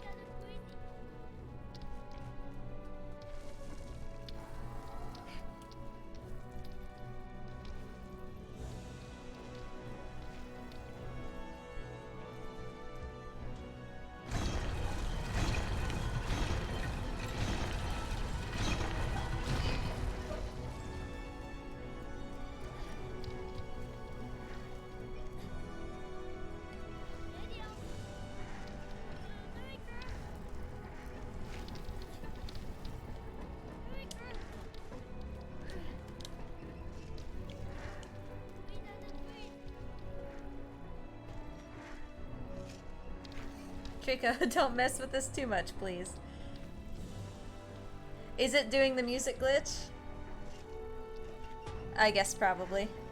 I don't have game audio.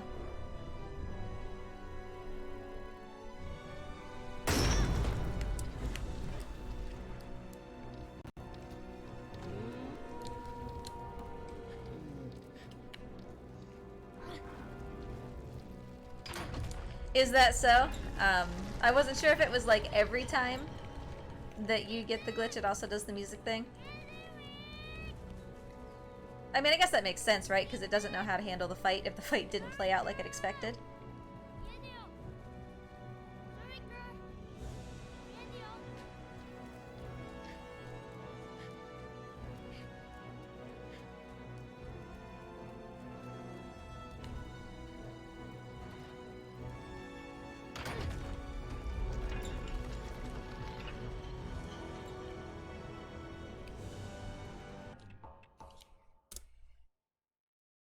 We always lose time on tall jump. I'm not worried about that.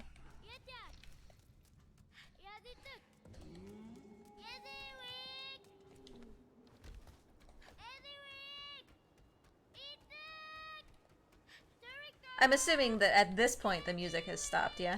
Because that would be annoying.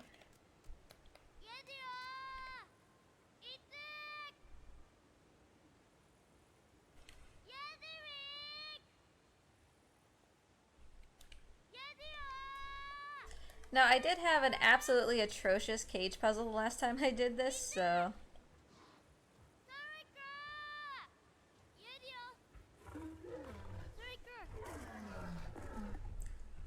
Borf, borf, borf, borf, borf is what Trico says. Why are you complaining so much, dude?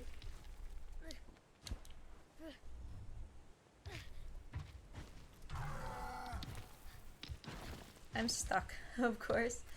There we go.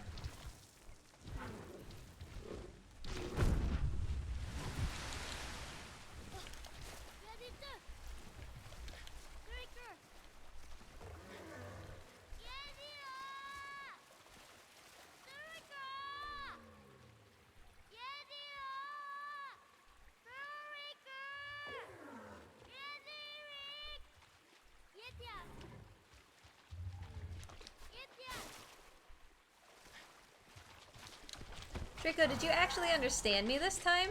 Since when? He has been such a booger about this lately.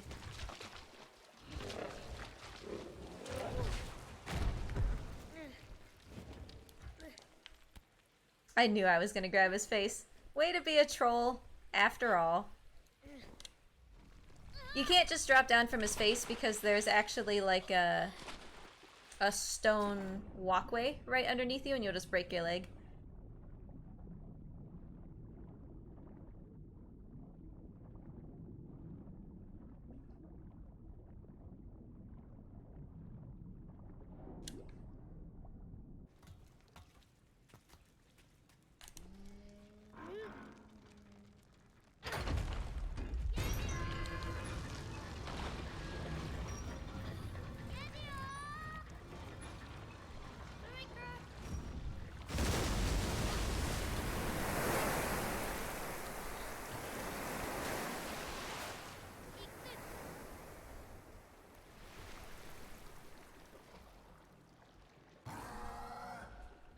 Alright, Trico seems to have done a good job with this.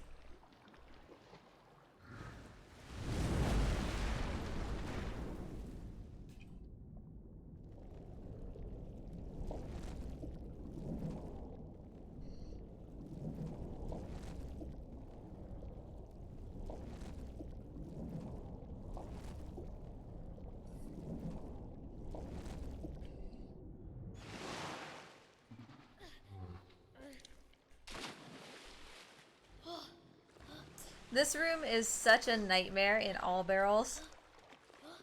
Because there's a barrel over to the left. Oh, it is such a nightmare. I've been meaning to go back and do some more all barrels. I might leave any percent for a little while.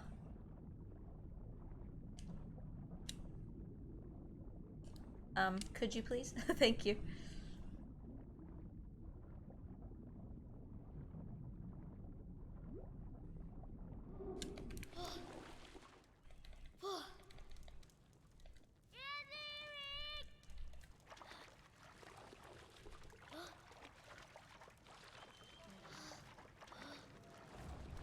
Sancho, I feel like if you actually tried to swim like this little boy, you would completely exhaust yourself in like 30 seconds and then just drown.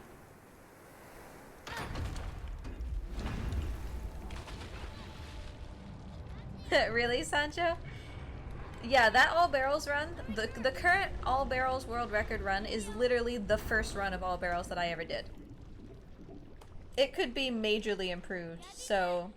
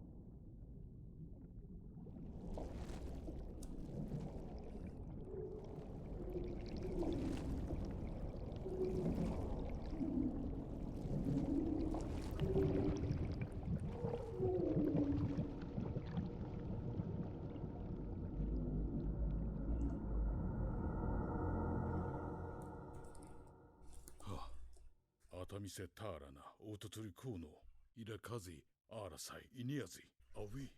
Alright, so, how much time do you think we are gonna lose to our dearest cage puzzle? It was bad in the last run. It was bad. Yeah, Aiden, anything that is underwater freaks me out. I actually really like swimming, but in movies or games where you're like underwater and you don't have a clear path back to air, it super freaks me out. I hate it.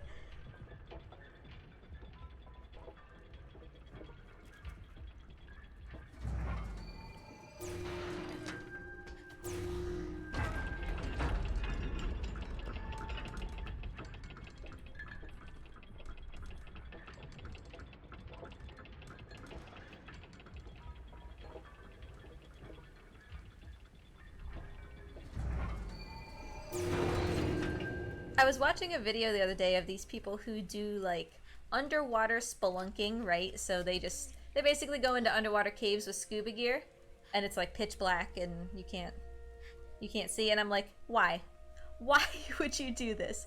You could do anything with your life. Why would you do this?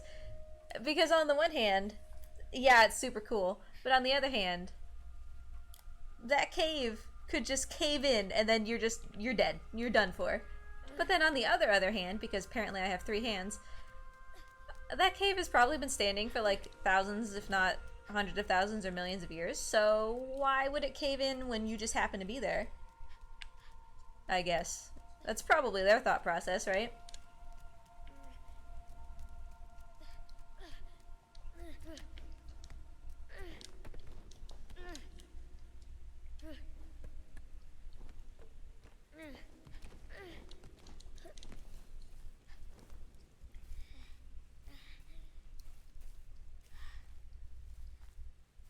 Oh, the original Sonic running out of air? For real, Sancho. I feel that so hard. It used to freak me out as a kid, too. Because, I don't know, the little, like, hiccup noise that he makes sounds, or at least sounded to me as a kid, very realistically, like what I thought drowning would sound like. It freaked me right out.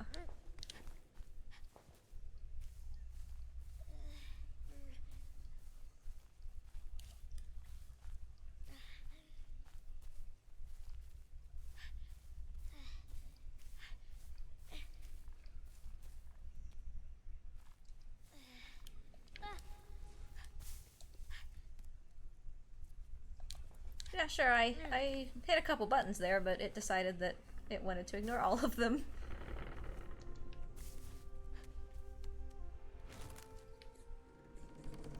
Yeah, this game has lots of real claustrophobic moments. It does such a good job. It does a really good job with making you feel, not just for Trico, but as you said, just even as the boy and as the player, making you feel. Nope. Okay, well, there's that then. There's a little bit of delay on the camera being able to move, which means that, okay, could you not?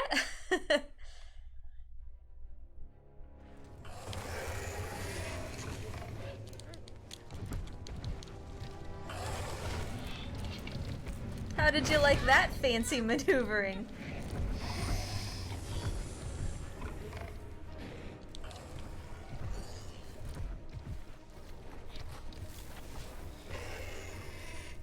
Troll camera emote.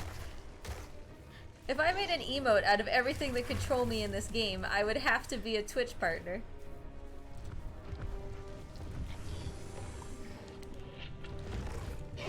But for real though, for those of you who are subbed and have emotes for this channel, would you rather have, oh god, yeah.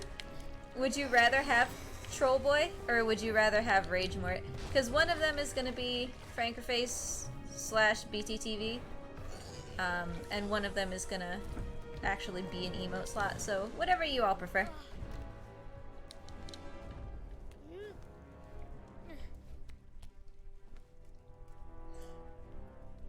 Yeah, Dark Souls rolling skills. That was literally like what came into my mind. That was how I decided to cope with that problem. How do BTTV emotes work? The BTTV and FFZ emotes are essentially, I upload them to either of those services, and then as long as you have that browser extension enabled, you get to see them, and you get to use them, but you only get to use them on my channel. You don't have to be subbed in order to use them, but unlike, you know, other emotes that you get when you're subbed, you can't take them everywhere on Twitch. You only get to use them in my channel.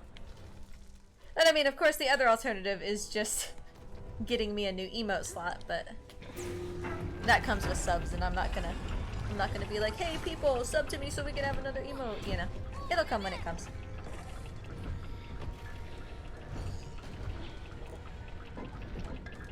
I do believe that they work on mobile. I think. Pretty sure that they work on mobile.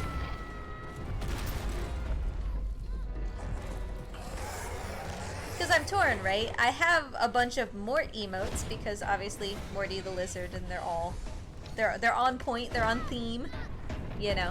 But Trollboy is just so good. And the majority of my audience comes to watch The Last Guardian, so having 2 Last Guardian emotes out of the 3 seems kind of appropriate. But... oh, you can post them but you can't see them? On mobile, you mean? Because I usually use Twitch, like, in browser, so I'm not entirely sure.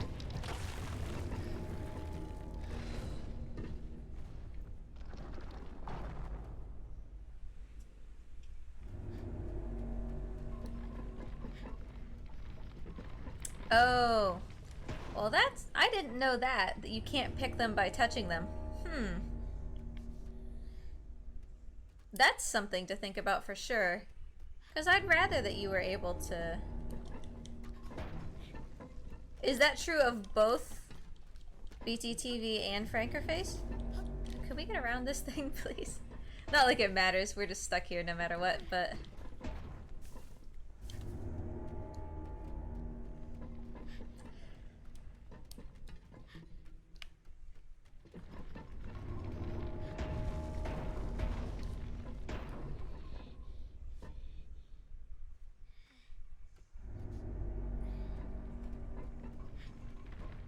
I feel like iOS is definitely behind when it... Also, I wish I could have this set up here in like 2 minutes. I feel like iOS is behind on Twitch, because I remember my husband being like, hey, how do I follow you?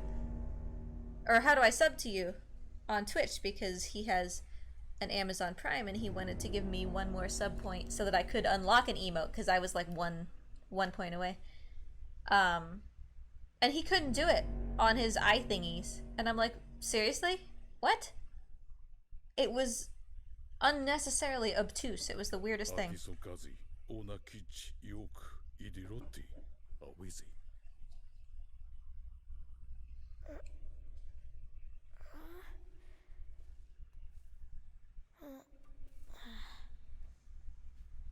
Yeah, that's real weird to me.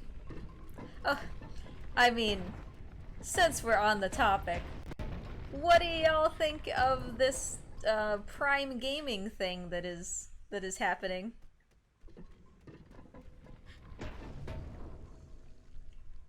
Oh yeah, subs cost more. That was the other thing I remember reading, was that, yeah, it ended up being a little more than $5 or something.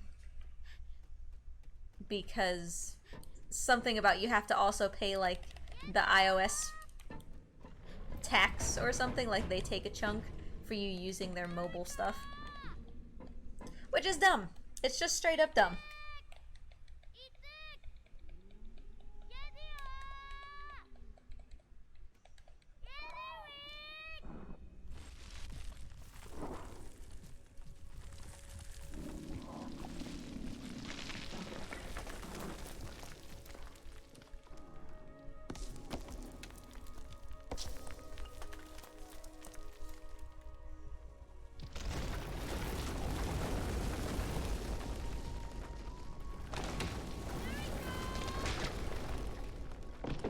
Hi, Trico. Welcome.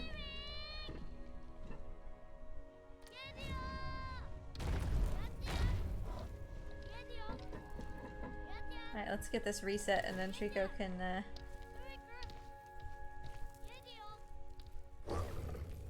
sniff around all he wants. Alright, cool. Pachan, did you sub? Because it didn't give me a notification, but you have the badge. If so, and even if not, you know, thank you. Ooh, okay, okay, I'll take that setup.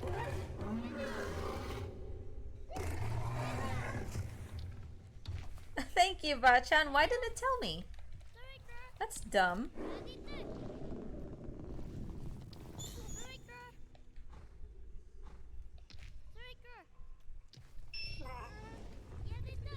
Alright, Trico, you ready, buddy? You ready?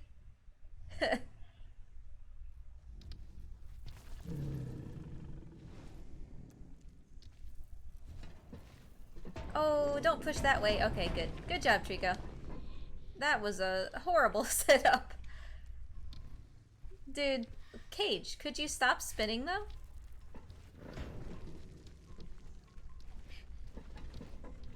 Oh, squeak it by. Squeak it. Yeah, squeak it. Nice.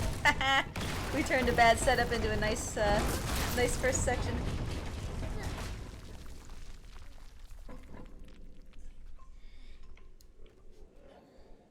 But yeah, that's dumb that it didn't play like the little alert thingy. Sorry, Bachan. But I really appreciate it.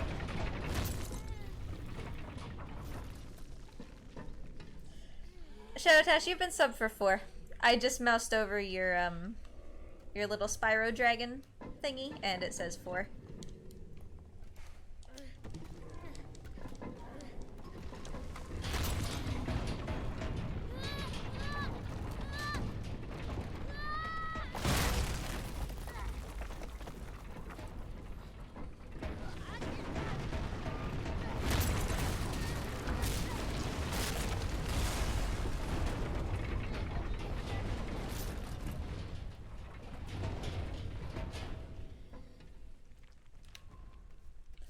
Alright. Come on, can I just have a halfway decent setup? I don't even need a perfect one. Can I just have, like, an okay one?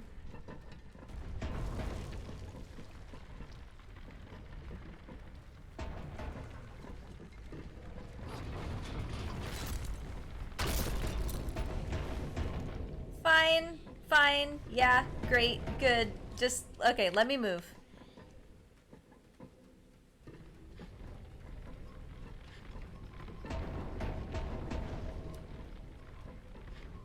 Okay, that was actually really good, though.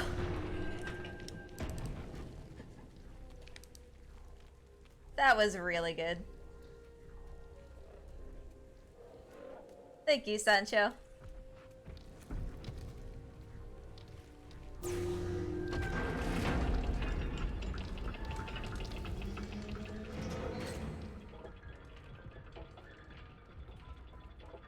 Well, that's kind of you, Shadow Dash. I appreciate it.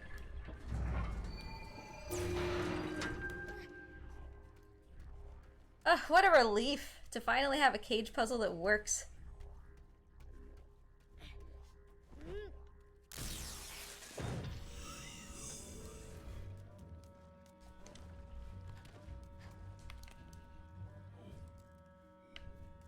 Could you please?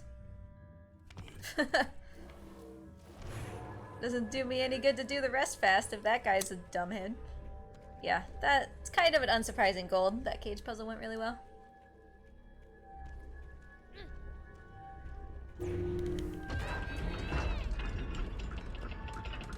Sancho, you are having way too much fun with those, change emote things. I love it. Modify an emote, that's what I was trying to say.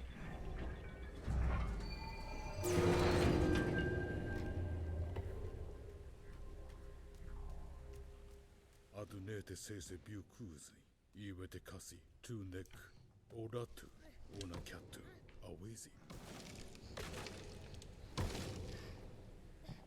Alright, so essentially White Tower is our next little stopping point here.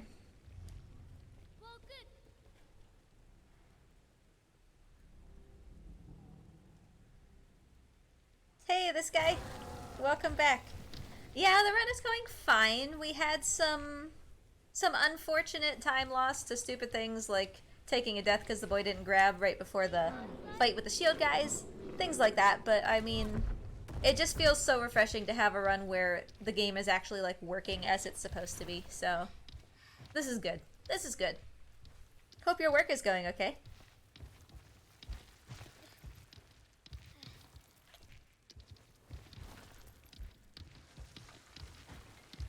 Yeah, trying to save channel points. I don't even remember how much I set it to be, to have the, like, reptile stream. I just remember that it was pretty expensive compared to the majority of things.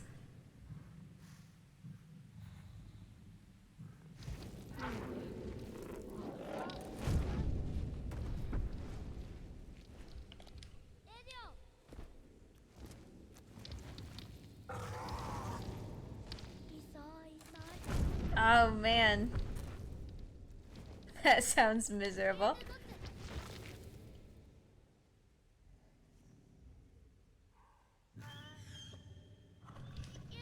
Trico, buddy. Thank you. Wow, Shadow Tash, you're getting there.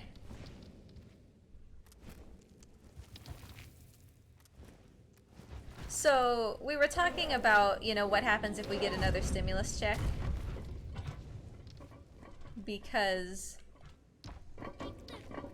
Oh, yeah, keep going, Trico. That's the first time he's ever walked across this in the last, like, 6 months. Hey, stop. Go, buddy. You got this. Yeah, just go. Oh, just go. Is he actually gonna do this? Oh, thank God. I have not had this run this smooth in months. So anyway, we're talking about what happens if we get another 1200 stimulus check. And I told my husband, I'm boring. You know, I told my husband, I was like, I'm just gonna put it toward the house. Or whatever, so we pay off the house a little bit faster. And he's like, oh, I don't know, that makes me feel bad. You should spend it on something that you actually want. And I was like, I don't know, there's not really anything else that I want. And then he was like, you could get another lizard. And I was like, a what? So we might get another reptile, depending on if we get another stimulus check and how long it takes to save those points, Shadow Tash.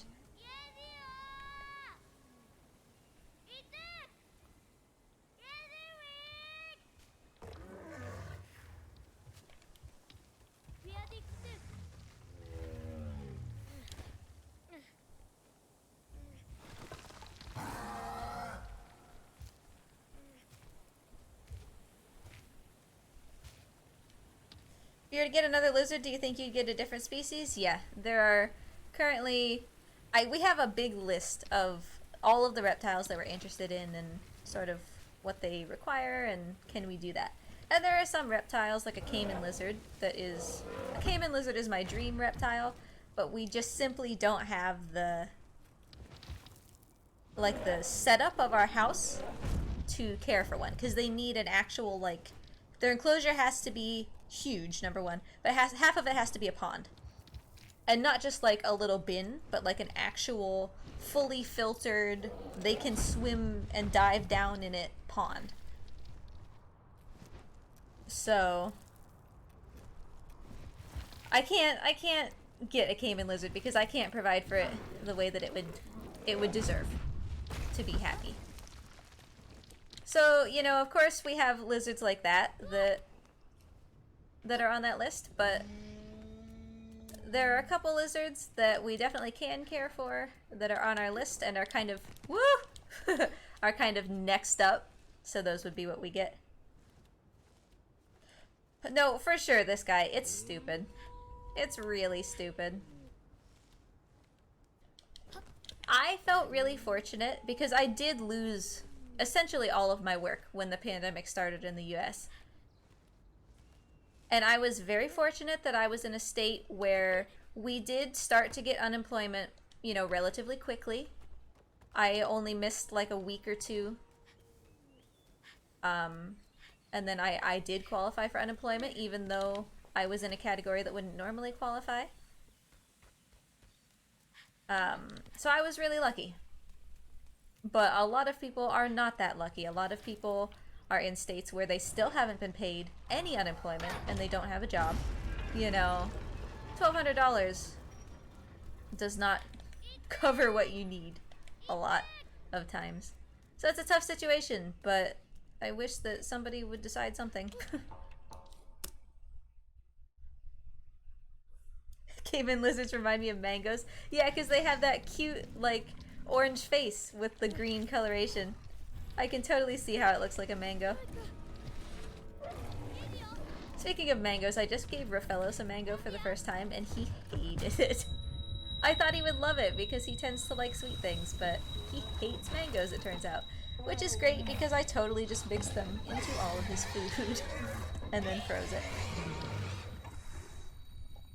Yeah, $1,000 doesn't go far, for sure. I mean, okay, even if it does pay for a month of your rent or whatever, that's 1 month.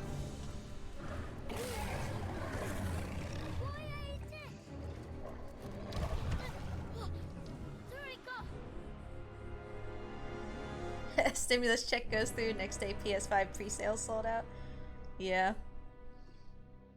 Oops, I forgot to split. Ignore me.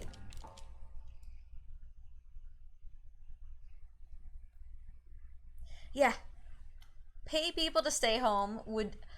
And here's the other thing. Let me be clear here. As long as we're all respectful, I don't mind talking politics or whatever on this channel. But... my husband is a lawyer. And so most people assume when they hear lawyer that he makes $1 million because that's just kind of the stereotype, is that lawyers make a ton of money. What people don't realize is that, you know, nowadays starting salary for a lawyer, his starting salary was, I want to say, like $32,000. Lawyers do not necessarily get paid $1 million, you know? So he went to law school and got a very large, let's just put it that way, amount of student loans because that's what law school costs. And he's looking at that starting salary. You know, we have a lot of loans to pay off. Do you understand how much money could be put into the economy if you would just forgive a little bit of people's student loans? If my husband's loans were gone, we could put hundreds, if not thousands of dollars per month into the economy, depending on how we shuffle things around, you know? Because it would be a cumulative effect, right? Where we didn't have to pay student loans, so we change other things, and then that frees up more money, and yeah. But if student loans were gone, suddenly you have hundreds of dollars from millions of families going into the economy. And that just seems like such a good thing, you know? But that's just my opinion, and I understand that it's not that easy. You can't just conjure $3 trillion, which is the current student loan debt, out of thin air. I get it. I get it. I think that it should be talked about more than it's talked about, is basically what I'm saying. Yeah, pause loans. Well, and here's the other thing. This is the thing that gets me.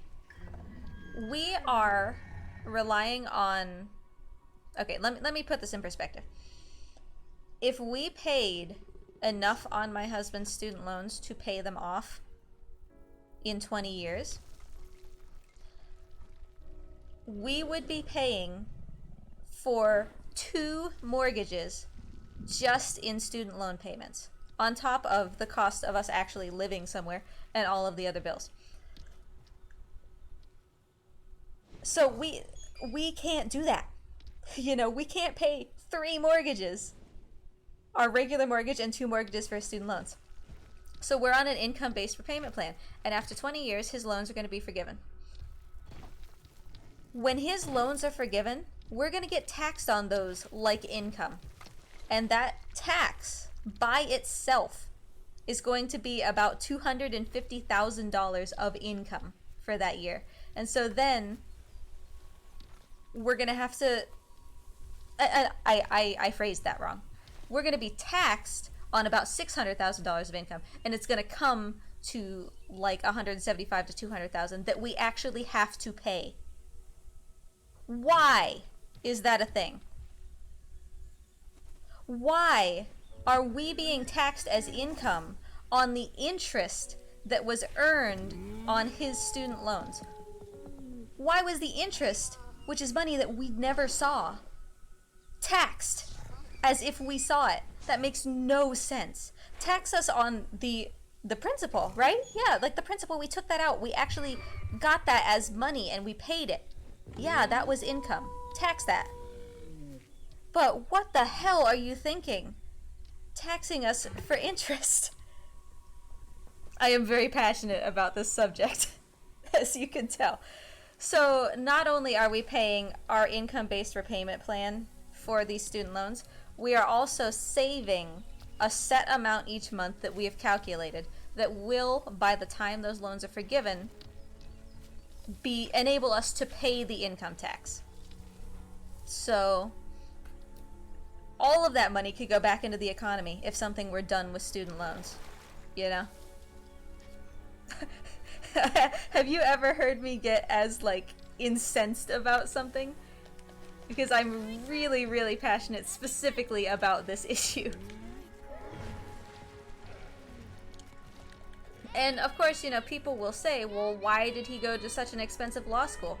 Well, again, you know, it comes down to understanding the landscape of law, and such. But the field of law that he works in, there are really only a couple schools from which you can graduate that will get you a job in that field. His employer directly said that part of what caused him to be hired was what school he went to. And he didn't go to, you know, a super expensive law school. He just went to a pretty regular law school. And he still has, you know, this much in loans. And you can't tell me, you know, people are like, don't go to school if you're just going to be a liberal arts major. Okay, well, even if we're going to argue about whether or not that's true, you can't tell me that lawyers are not a necessity. You can't tell me that you shouldn't go to school to be a lawyer. We need lawyers. So, yeah.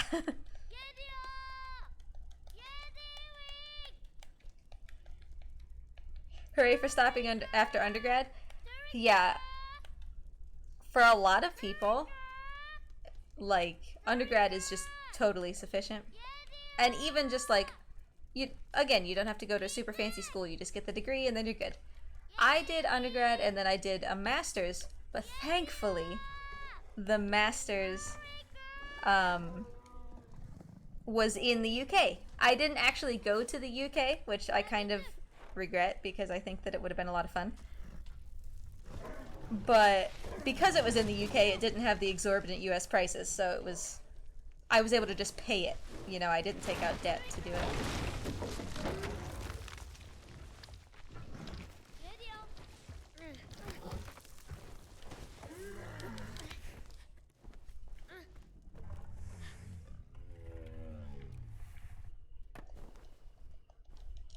You have an opera degree, really?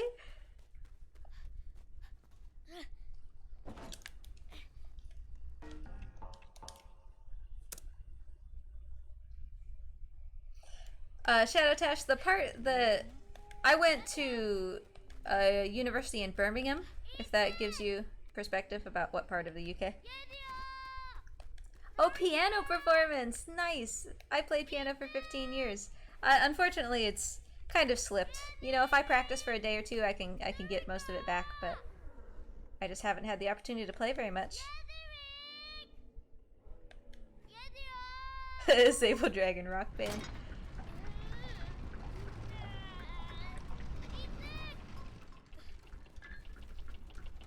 Yeah, for sure, Miss Ray. Like I said, it takes me, you know, a day or two, and then it's like, oh yeah, the muscle memory just kicks in, and your brain stops thinking, and then you can just play.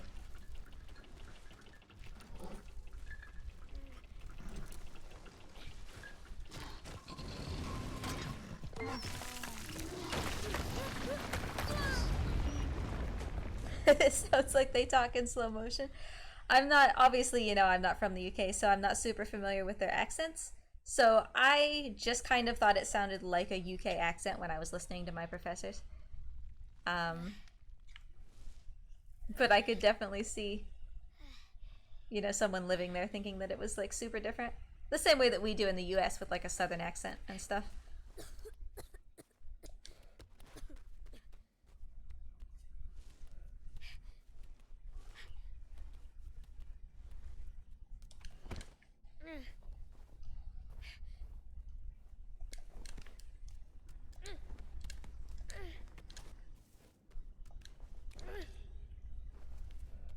That's a lot of accents for a very small place. I mean, I guess it has a lot of influencers that would cause it to have that many accents, unlike the US, which still does have, you know, quite a few accents, although spread over a much larger geographical area. This is my linguistics degree coming back to talk.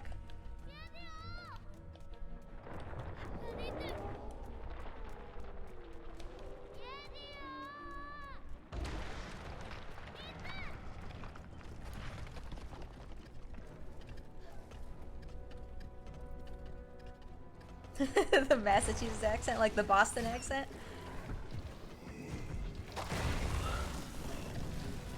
Smash, Trico, smash! Well, good try. I love you anyway.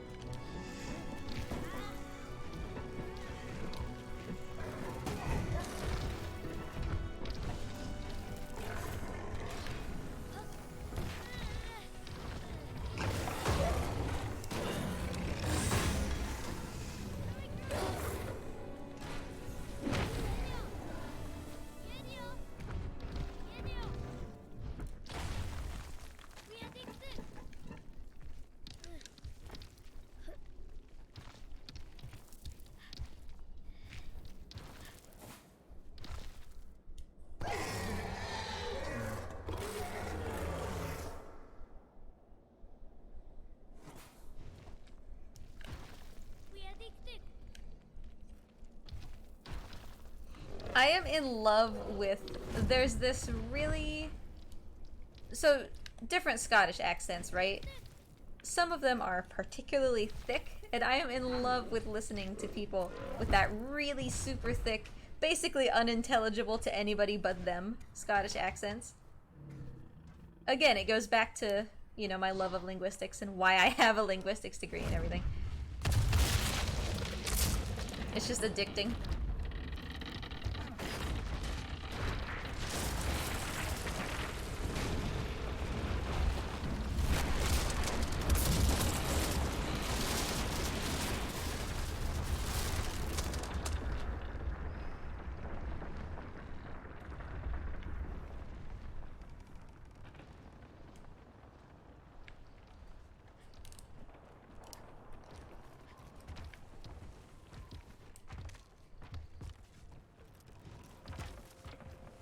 Alright, so let's see how White Tower treats us now that we've had this deep and very passionate discussion about student loans.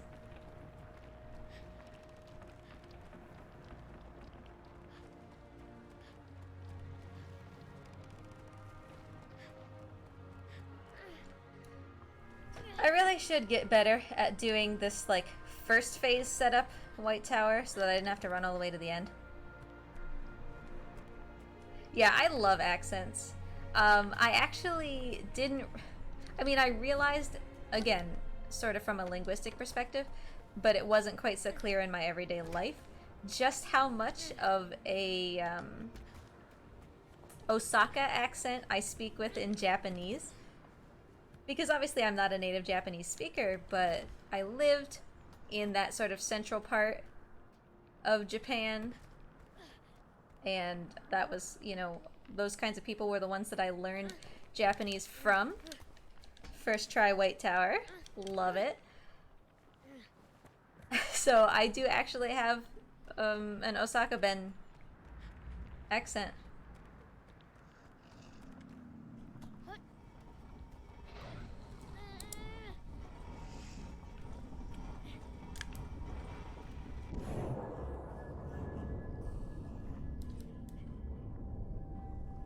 It was clutch, I'm not gonna lie.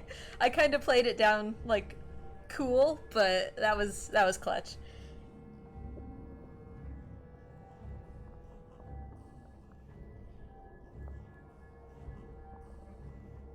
Oh yeah, dialect coaches are really interesting to watch. Even though I like linguistics so much, I myself am not good at like mimicking a dialect or anything. So I would not make a good dialect coach, but I really love listening to them. They're so interesting. You sound like a rich southern girl. Osaka Ben to a lot of people in Japan is kind of a more southern accent if you were to compare it to the US. So I kind of sound a little drolly, I guess.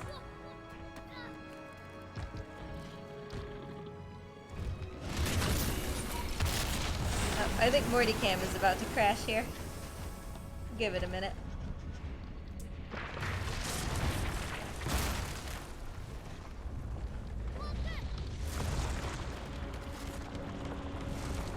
And it's weird too, because Osaka Ben, or Osaka Kansai dialect,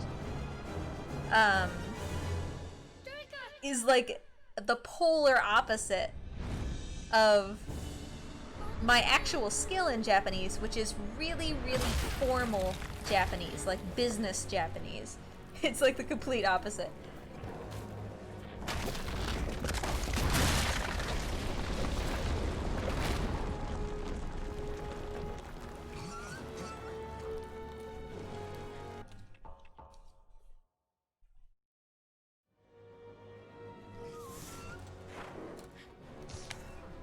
Because, yeah, that's how I met my husband. I got hired at the law firm that he works at to help them work specifically with Japanese clients. And I was, you know, drafting Japanese emails and business advertisements and helping them with Japanese consults.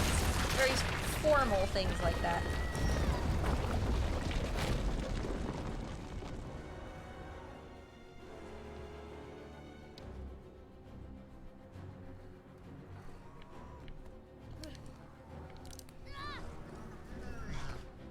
Nice grab.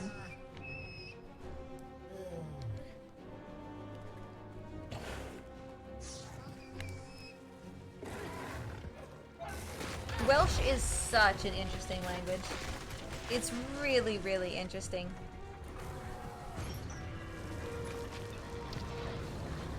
Hey Thanatos! Yesterday's stream, I had some, like, IRL stuff I had to do. So we're gonna actually move yesterday's stream to tomorrow, and we'll do Spyro tomorrow instead. How's the run going this round? Not bad. You know, we're not really on world record pace or anything, but this is certainly... It feels good to have a run this good. It's been a long time. It's been a long time since the game has actually been behaving and doing what it's supposed to do, so... Welsh looks like you're trying to summon Cthulhu. It's so interesting. And so is... So... Again, I only say this to give you, like, context for why I know these things. My undergrad degree was in linguistics and Japanese. I got 2 degrees. And then my master's was in forensic linguistics. So language, that's my thing. Have any of you ever heard, Google it if you haven't, Silbo Gomero? It's a really interesting language that is essentially just all whistles. It's very, very interesting.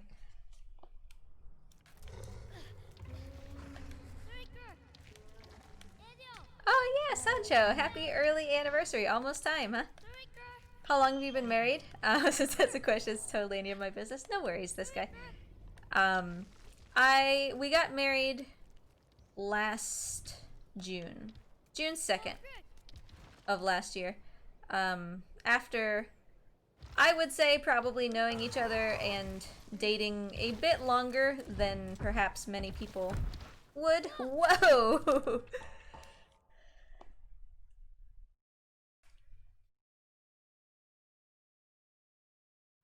Come on, Trico. Can you not chuck me across the universe this time?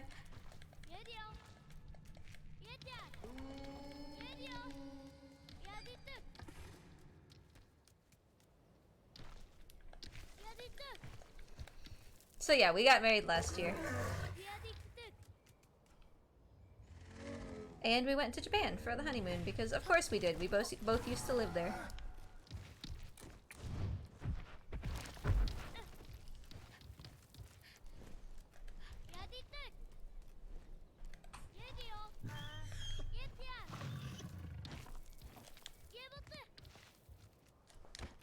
Oh really? You're doing the commentary? That's awesome. Little boy, what are you doing? This is like the worst possible place I could be. Dog, could you not though?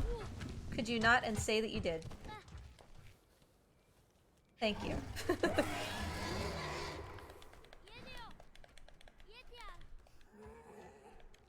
Also, yeah, I know, Morty Cam. Was that Trico barking? That was my dog. That was Bryce. Bryce. Dude. But yeah, I know Morty Cam is currently just a white blob. It's currently offline. It's trying to reconnect. Give it a little bit.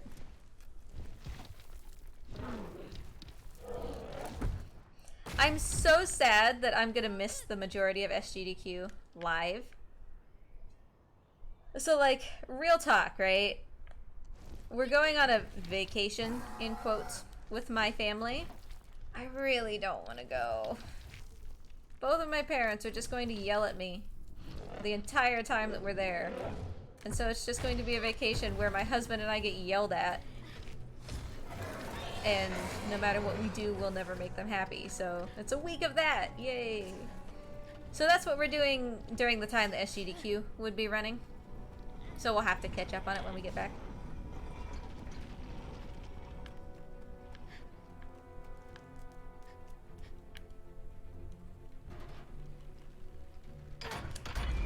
What do they yell about? Anything that they can. Everything that I do is not right, so I totally didn't split there.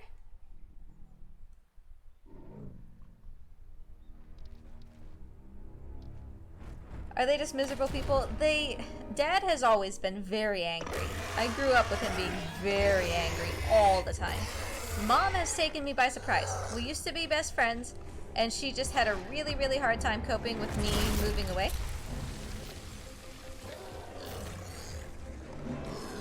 This guy, I feel like you and I are in the same position as far as like how we feel about wanting or not wanting to do this.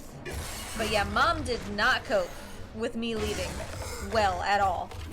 And as a reminder, I've been out of the house for like 10 years. She should be over it by now. You know, I get that there's empty nesting and I get it. But don't take it out on me.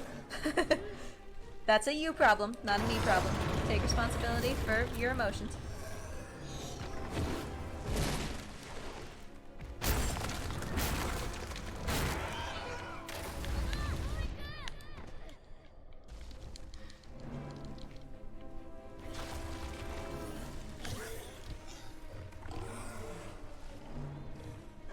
Yeah, they don't yell at him quite as much as they'll yell at me, but they will voice their displeasure directed at nobody in particular, but it's actually directed at both of us, you know.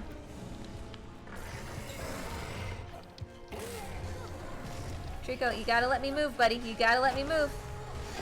Okay, that's good enough. But for example, you know, I mean, okay, here's a perfect example. We have, you know, my side of the family, and then his family. We have two separate families. Obviously, we are two separate people.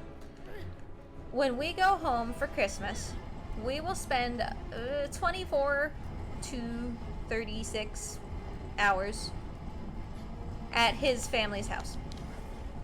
You know, we'll hang out, we'll do Christmas, and then we come home. And that's fine. My parents, remember I said 36 hours at most. It's usually closer to 24. We show up one morning and then we leave the next morning. My family will be irrationally angry if we don't dedicate at least a Friday to Monday to them, but they want the entire week. And I'm like, Mom, I would like to actually have Christmas, like, with my husband.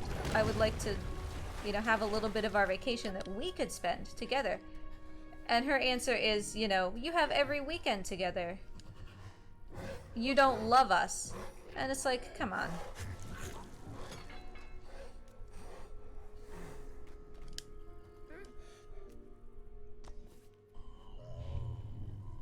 Yeah, Bachan, it's depending on your situation, right? It's tough because some people, it varies how easy it is to cut people out. I have mostly cut my parents out. They are, I hate to say it this way, but they are treated like kids. If they throw a tantrum, then time out, you know? And I hate to be that way because they are grown adults, but they're not behaving like grown adults. So if Mom is gonna tell me that she's disappointed in a choice that I made, that my husband and I discussed together, that we are very happy about, then I'm sorry, but I'm not gonna listen to your opinion, Mom.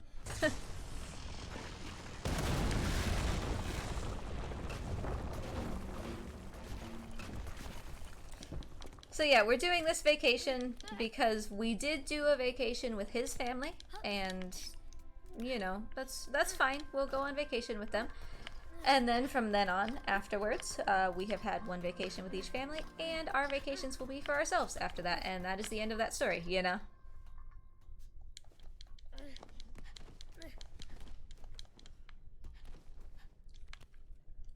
Also, I have no idea why Mortycam hasn't come back. It should have fixed itself by now. I'll reload it here during this cutscene.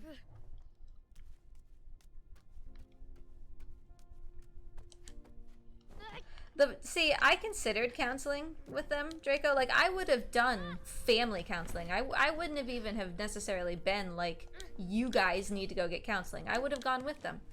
But the problem is, depending on what's causing someone to act a certain way, they don't think that they're in the wrong. And so, you know, no matter what you tell them, they're not going to change their ways because they don't believe that they need to.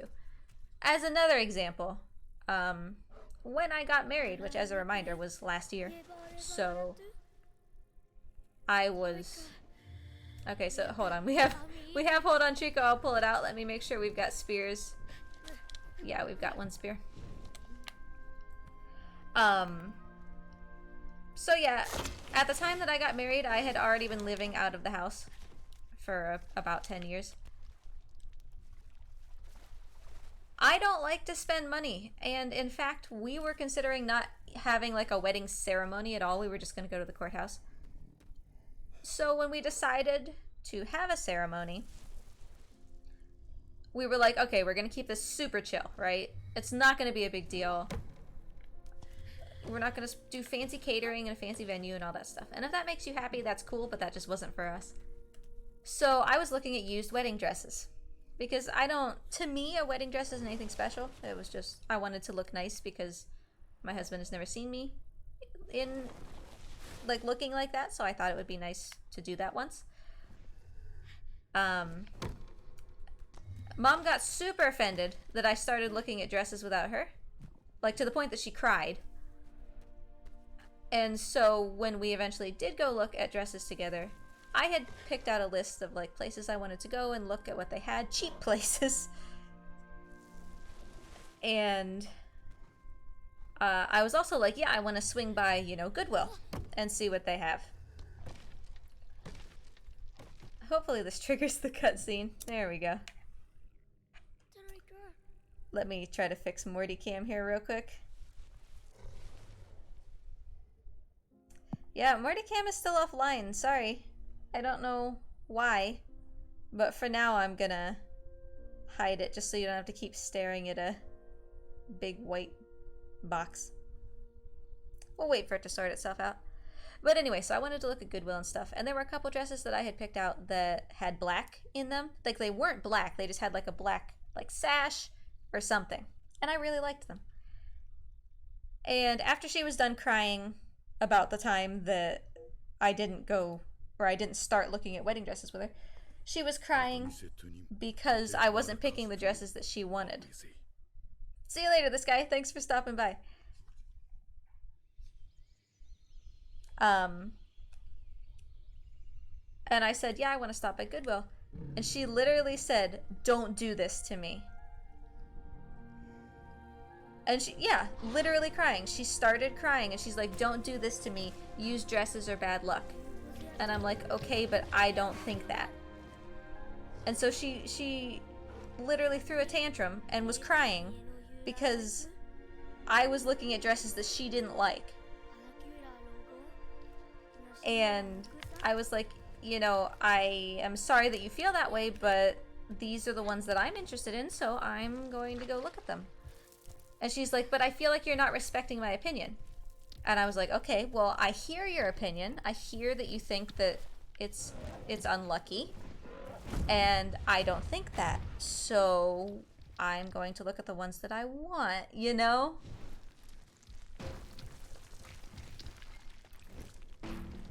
And so, yeah, then she just, like, cried her eyes out for a while and said that I didn't love her. And I'm like, okay, I'm sorry you feel that way, but I can't change how you feel, you know? I don't have the energy or space to fix someone else's feelings about me. Because that's their feelings, not mine.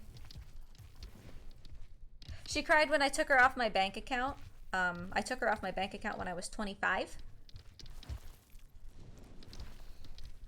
And it was a business banking account because obviously I own a business.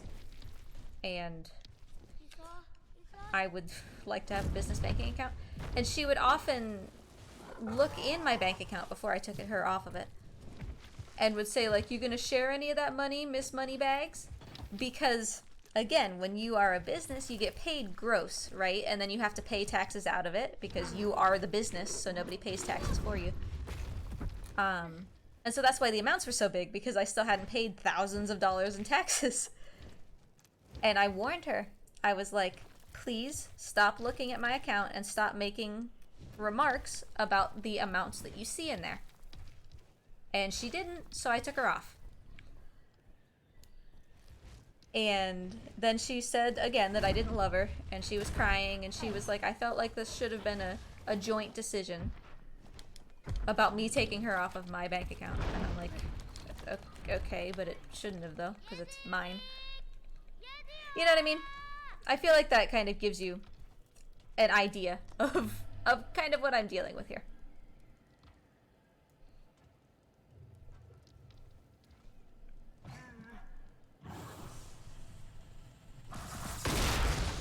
Not at all, Sancho. I totally... Yeah, it's very childish.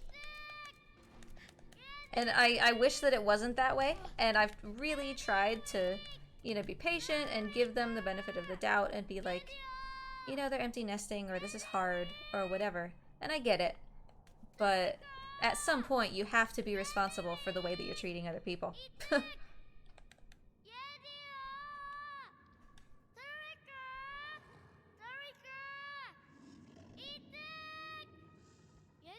Bashan, I usually do not answer her texts. And then, of course, she gets angry and she's like, oh, you don't love me. You never answer. She was always, and all of you, I think, to some extent will be able to relate to this. I spent a lot of time in my room as a kid because, like I said, when I was a kid, Dad was always angry. So I would go in my room so I didn't get yelled at. So I'd spend a lot of time in my room. And they were the parents that you always hear about who... As soon as you come out, they're like, oh, she does exist. Well, that's a great way to encourage your child to come out of their bedroom, is by immediately mocking them as soon as they do. You know?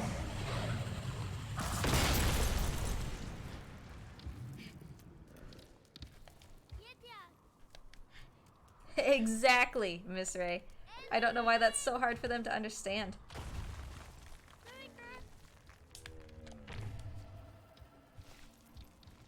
Stop, Trico. Stop, buddy.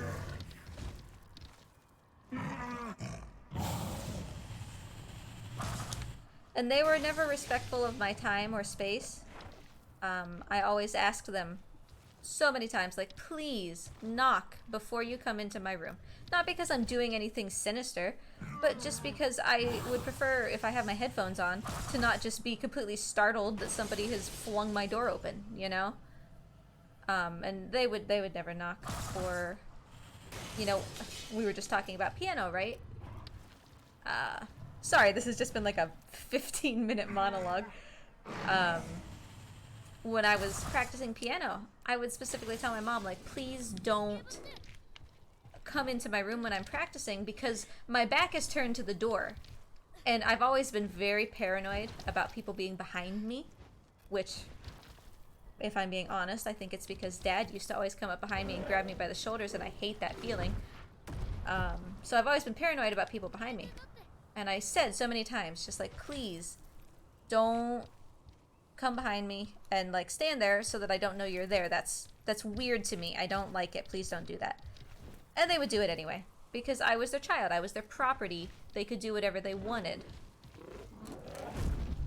So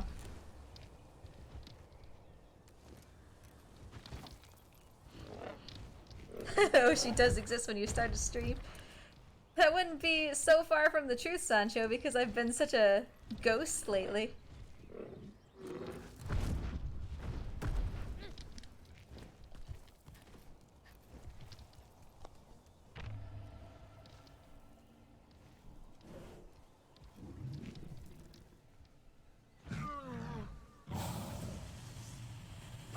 That's gonna go a long way, Miss Ray. I know that they can't really say so right now, but that will go such a long way to making them feel validated and respected.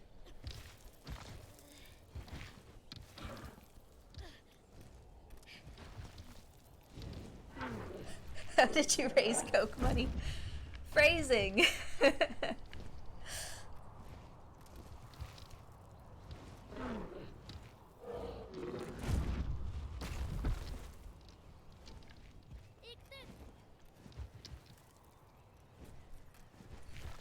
Yeah, I'm gonna shut up for like 30 seconds before I continue because this has been like 20 minutes of me just straight monologuing with no breaks.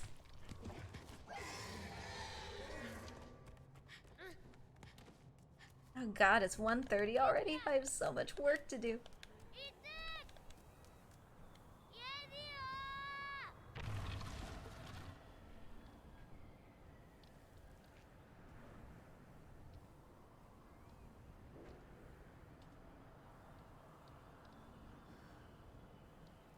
Thingy, could you not? Come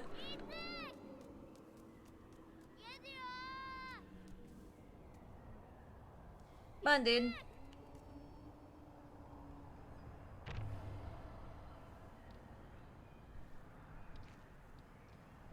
So yeah, the only other thing that I will say about my parents is, those of you who have been around since I started streaming might know this. The reason that when I started streaming I didn't have a mic or anything was because I actually have a hearing condition called vestibular hyperacusis, and I can't see if I'm aiming this correctly. It's basically, I hear too well. I hear really, really well to the point where, you know, I have to go to the audiologist and get specialized earplugs made specifically for me, like military grade earplugs, that will actually quiet the world down. They do certain tests and they figure out which frequencies are the loudest to you, and then they use a special material and pour it into your ears so that it's the shape of your ear canal, to quiet those frequencies down. The world has always been really loud, and when the world gets really loud, which is all the time, if it's too loud, you know, or too long where it's loud, I'll get headaches, body aches, it can give me like heart symptoms. I've broken out in hives before. It's the weirdest thing. So I've always had that.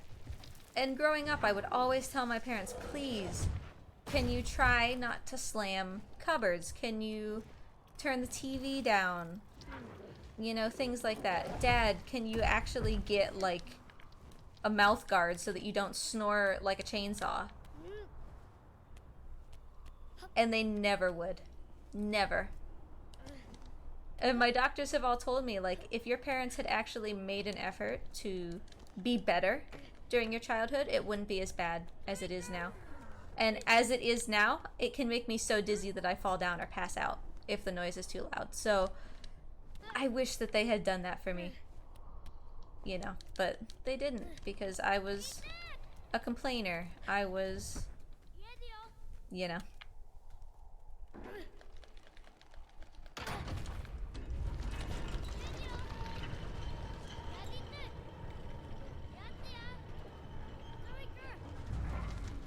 Hey, buddy. Exactly like that, Sancho. Foreign concept.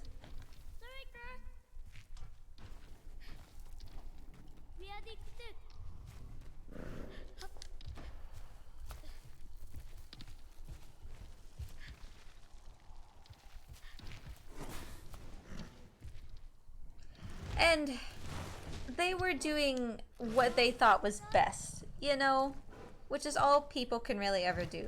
They were going by what they were taught, or what they thought was right. They thought that they were being strict so that I would learn to complain less, so that I would be a better person.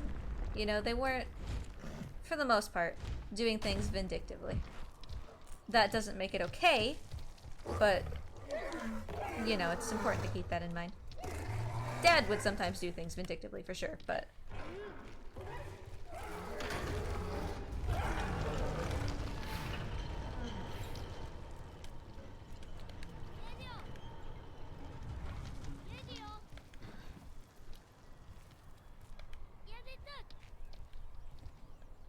Trico, let's go, buddy.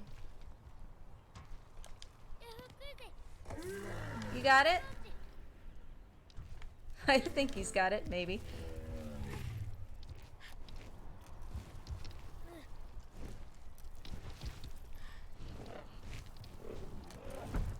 And I know that it's not the same thing. Like, my reptiles are not children. I get it.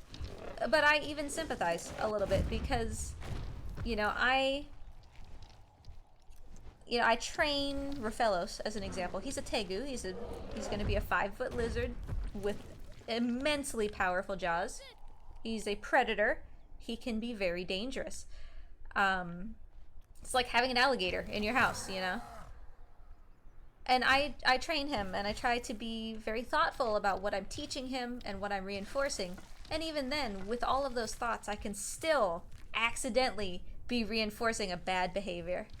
So it's not easy, even with reptiles, let alone with children. So at least in that sense, you know, I have a bit of respect for how challenging it can be.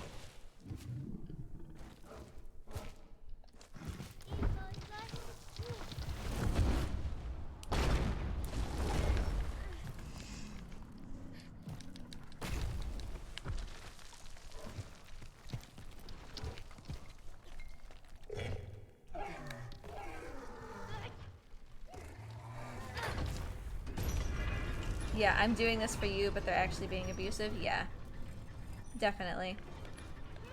I'm doing this for you can definitely be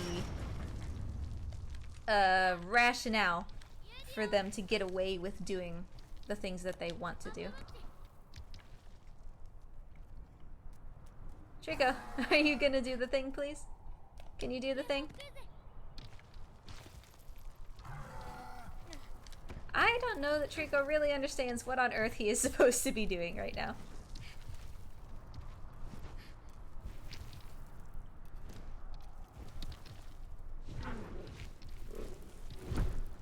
How are you so upbeat? I've never heard my dad yell. He was gentle but stern. My dad did nothing but yell. I don't think that my dad ever particularly enjoyed being a dad.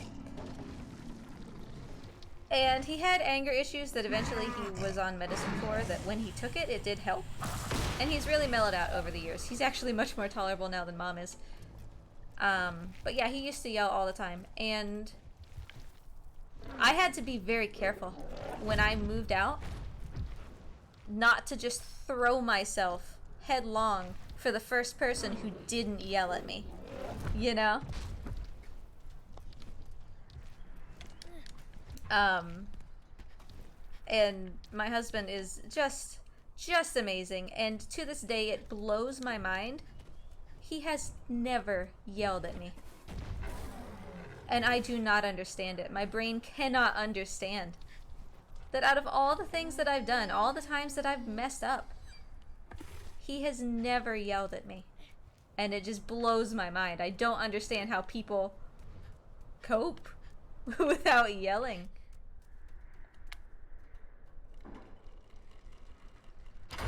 But I had to be very careful when I moved out to make sure that, even with him, that I wasn't choosing to stay with him just because he wasn't angry. You know?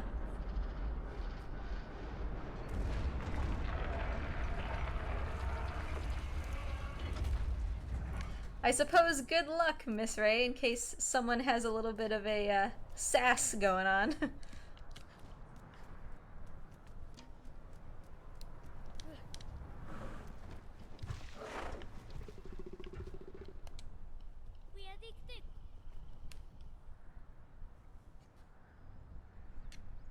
We punch meat carcasses in our closet? Well, that'll do it, Sancho.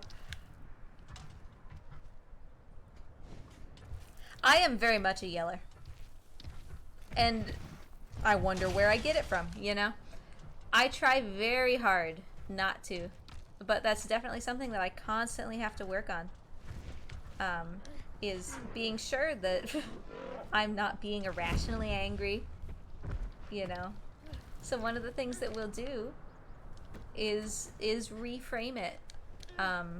If I'm angry about something and I want to just yell and shout, and to be clear, I don't ever yell at my husband either. I don't like yelling at people, but I will yell about things. I try to reframe it, you know?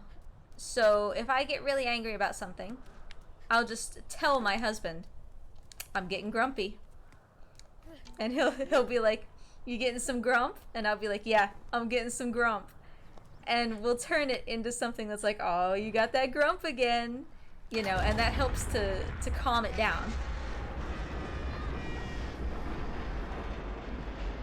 And when you acknowledge that you're angry and you're grumpy and you want to shout, then you can take control of it.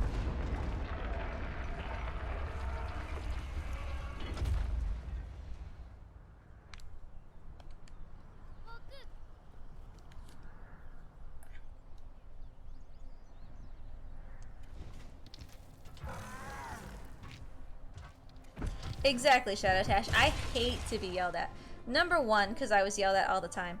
And number two, I don't know how you all feel about this, but those 5 love languages thing, I love that. And I am, like, if I take that test, I'm like 95% words of affirmation. So yelling is the single worst thing you can do to communicate with me. So I hate it. I will just shut down. I will not listen to what you're saying. And I will have a hard time trusting you again if you yell at me.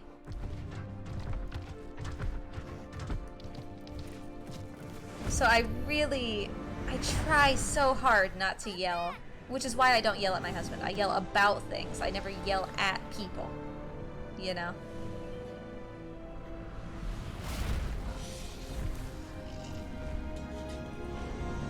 Shadowtash, 5 love languages is you should take the test if you haven't. It's a way of understanding. It's like a little test that helps you to understand how you process love, like how people can best love you or show that they appreciate you. For me, mine is words of affirmation, so that means that I do best when you tell me things. When you say, I appreciate you, or I love you, or you did a great job. That's what makes me feel most valued. But for other people, it might be spending time with them, or doing things for them, or, you know, giving them gifts.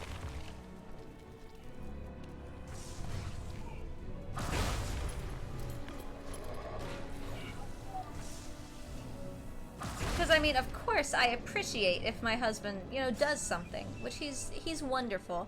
And if I'm, you know, having a tough day, he'll come over and be like, how can I help? You know, let me help you make dinner. Whatever. And I truly appreciate that.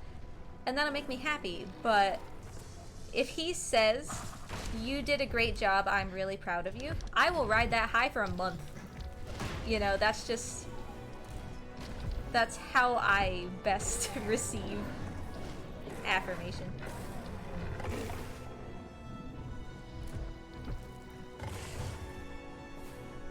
Sancho, if you're not allowed to link, give me just a second for this fight to be over, and I'll give you permission.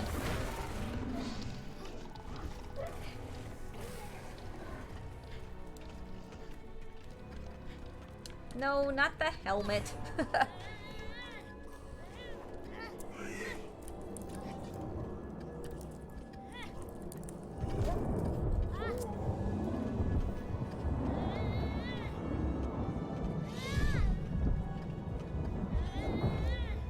Oh, thanks. Didn't even get rid of the sigils. Is that guy still up here? Are you kidding?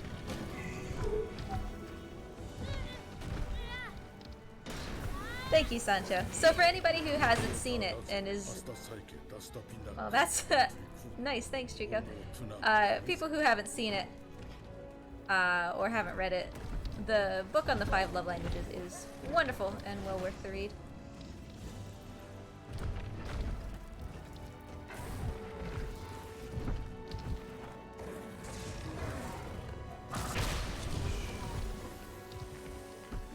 This guy! Dude! You are unkillable!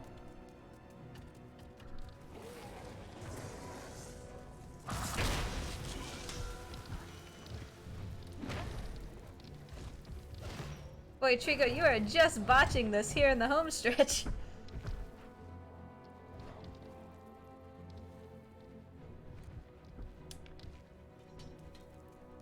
Wow, that guy, kind of said sayonara.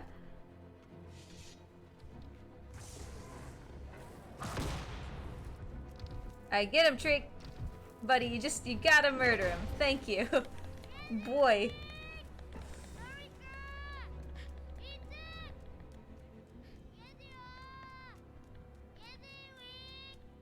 So yeah, obviously this is not gonna be a world record. We're certainly not able to turn this into a world record at this point, but this has been some solid, wholesome conversation.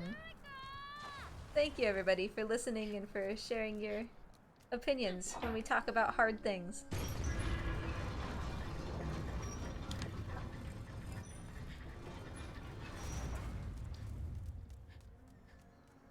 I gotta check Morty Cam and see if it's back up and running.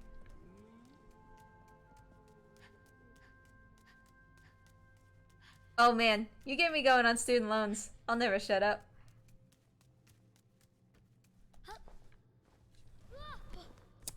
Hey, I actually landed on the floor.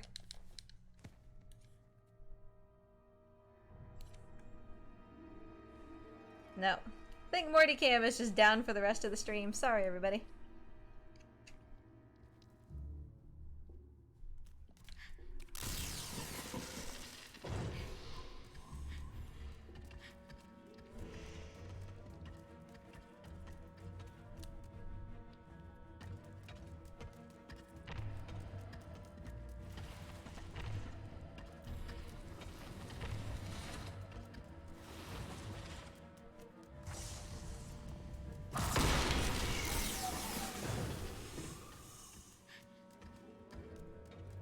At least one of those guys had a head thrown onto him.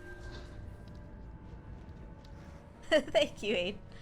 I appreciate that. People have told me before that I'm good at maintaining, like, actually intelligent thoughts while I stream, which I take as a compliment. Excuse me, sir, could you not?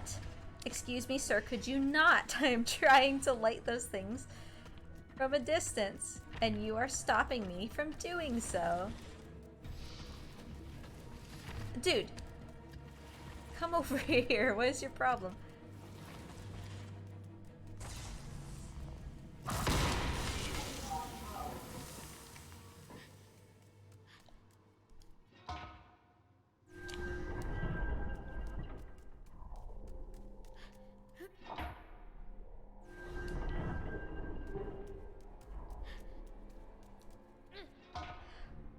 Part of my secret, Sancho, is that I have to talk, or else, again, I will get angry. I'll get grumpy.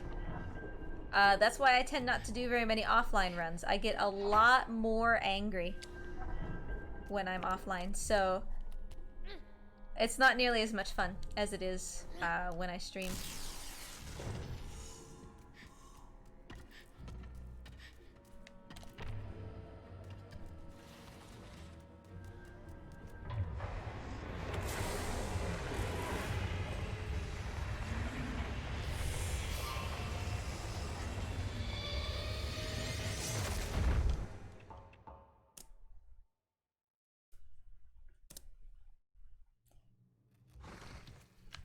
Why won't my split though? Split? Yeah. A large part of my choices in doing the things that I do is because being angry, shouting, is something that I'm not proud of about myself, and so I really try to take control of it, you know? And doing offline runs can make me very angry, and so I know that about myself, and so I tend not to do them. Which is also, of course, why I don't have the Last Guardian world record, because when you only do it when you stream and you get one chance a week, then yeah.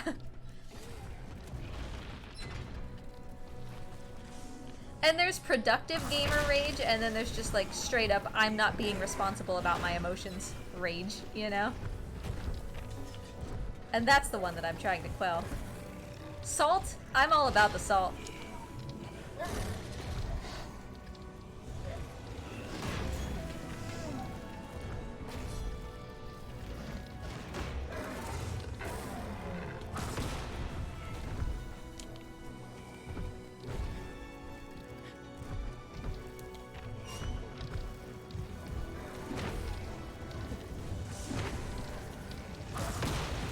Nice shot, Trico.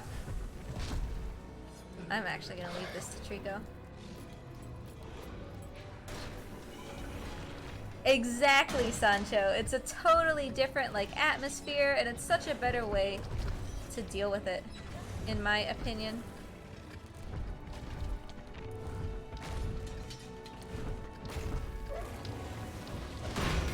Whoa. Good job, dude. Oh, none of them survived? That was really good.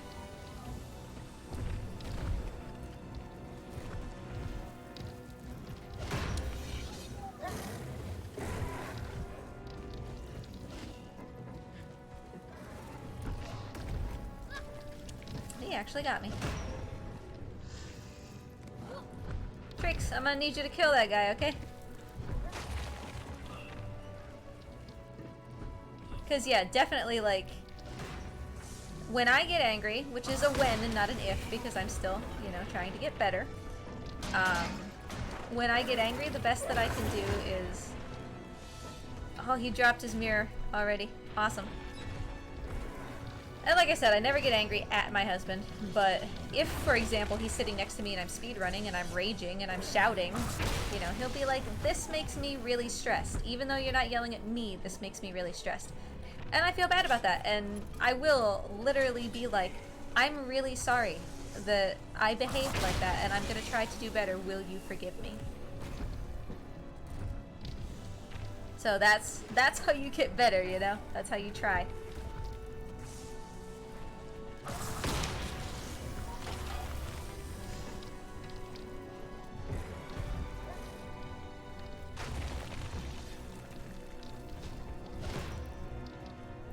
I really hope that yeah, okay, good. He knocked that guy over to the side, which is great, because I need him to finish the fight out of the middle.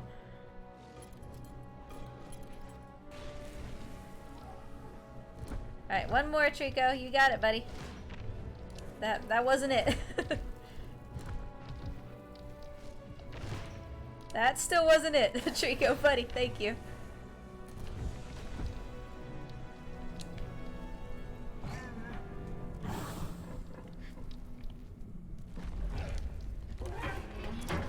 Wow, good time save.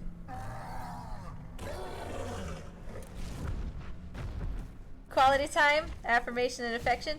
I believe that my husband is essentially tied for like quality time and like gifts, but mostly quality time, I think. I'm pretty sure.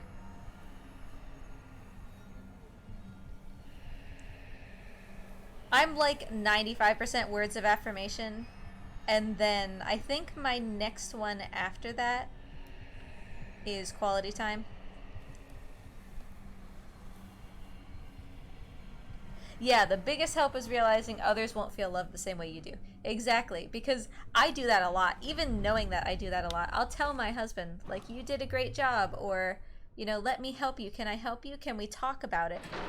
And he is not big on words of affirmation, so even if I do that, that doesn't make him feel as loved as some of the other things that I could do, you know? Even though it does for me. It's what would make me feel better.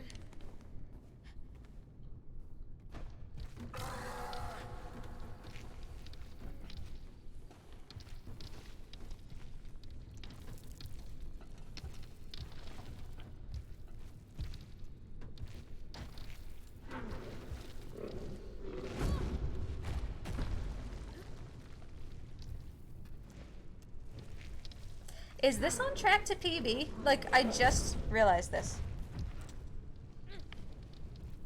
It's not gonna be a world record, but could it be a PB? Like, for real? This seemed like enough garbage that it wasn't even gonna come close. Am I mathing right? Yeah, that's pretty close, Shadow Tash. And it's helpful, right? When you have a couple that are close, you know. I'm just gonna jump for this one. Whoa, did you see that? I didn't do the climb in, I just walked into it. That was cool.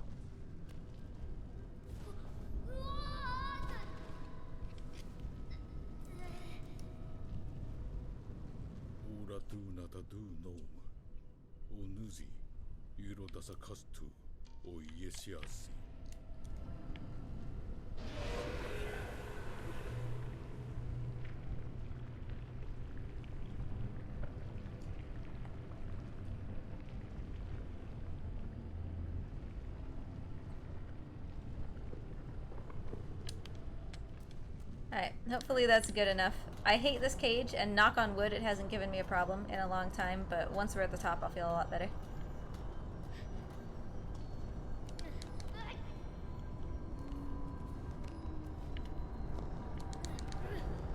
Okay, we should be okay.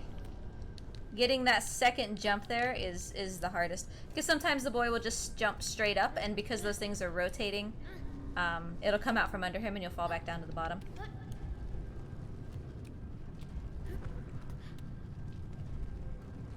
Yeah, Shadow Tash, it seems like you... Oh, that was an awful place to jump.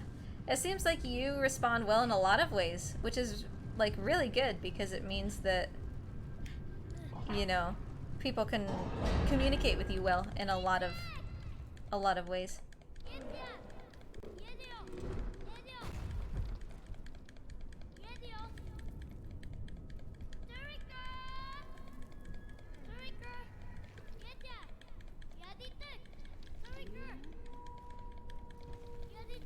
Come on, Trix. You gotta go, buddy.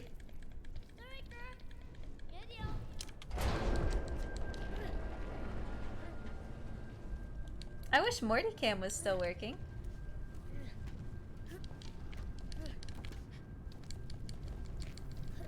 Go, little boy. Don't let Trico run. His tail. Oh, well, it's just right here.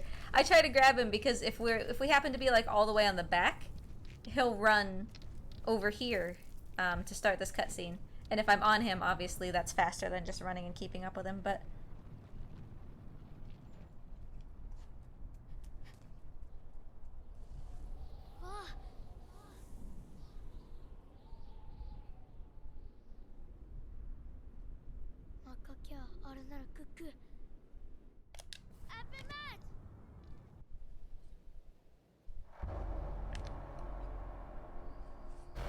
So while this is all, you know, happening, specifically once we get to the part where I'm stuck on the flying Trico, I'm gonna go over and see if I can figure out Mortycam, because I want Mortycam to be here for the end of the run.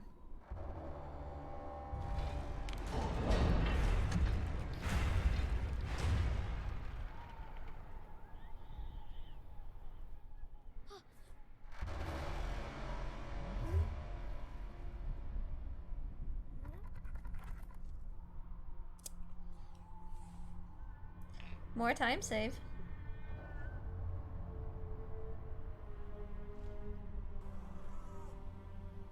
I did not think that this run was going to end up here. This felt like just... not like trash, because we had trash last week and that was a 326. But a lot of really stupid stuff happened. Like, okay, just go back to when I died outside of the room with the shield guards for the first time. Just not having that, and we would have had an easy 318. That's ridiculous. Yeah, I would say it's a 3 hour 19 something. I don't see any reason that anything would go catastrophically wrong at this point. And we still actually have a bit of time to save, depending.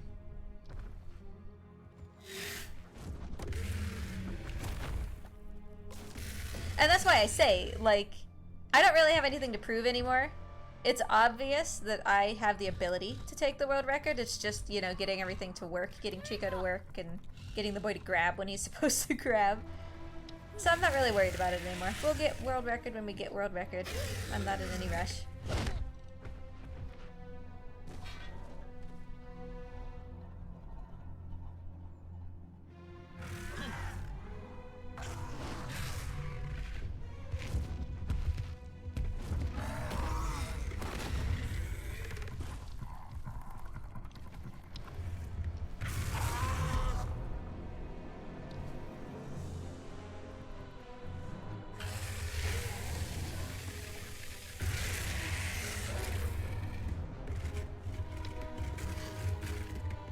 But yeah, a lot of things were really stupid in this run, and it could have been such a better time than it was, even though the stupid things still happened. You know, it really indicates that we are very close. Because I was just goofing off during this run. I wasn't, you know, I wasn't running this like super serious.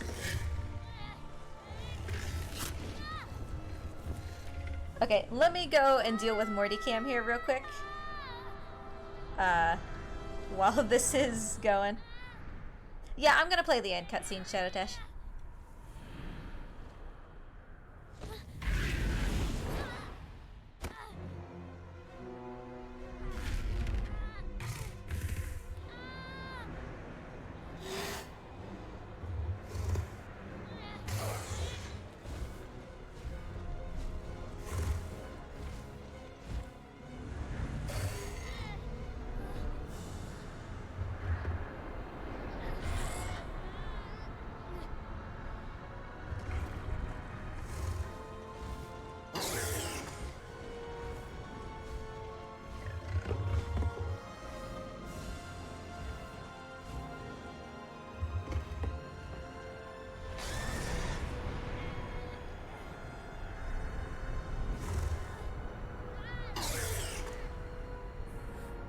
Okay, I'm back.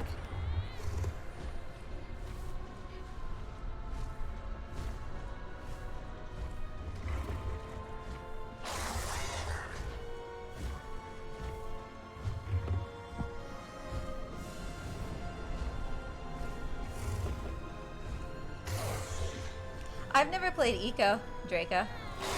Which I should, I totally should. I think that I would really like it given how much I like this game. You know?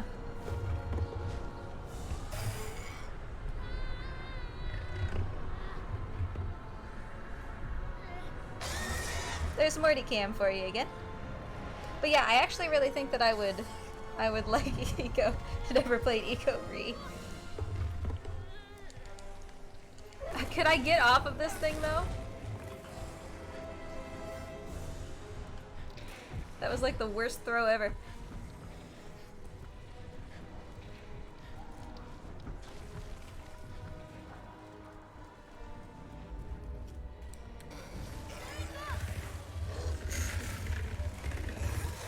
Yeah, Sancho, I think I need to be careful, right? Because I do think that I would really, really like the speedrun.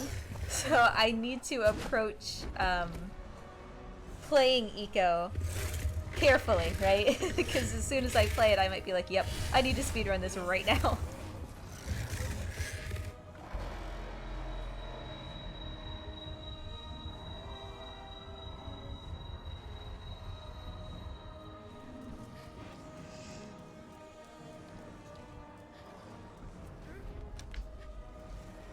Why couldn't I have a run like this at the race?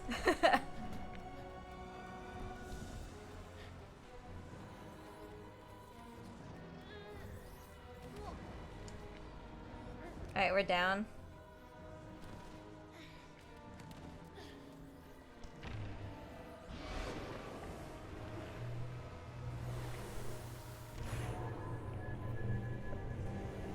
First shot, come on, Trico. No. Come on, buddy. Second shot. Got it. So that's a new PB. It is. It's a 3:19:45. We always subtract 1 second because I wait until the master obviously explodes. But timing actually stops a little bit before that, so. A very unexpected PB from what felt like and what kind of was a garbage run in some spots. We lost world record pace at the cave before command skip, but we definitely could have had a 3:18 with a little bit less shenanigans. Thank you everybody for the GGs. There you go, Sancho. Now all of my rants in this run will be immortalized until I PB again. Hey, thanks Pete. Nice to see ya. Hope you're doing well.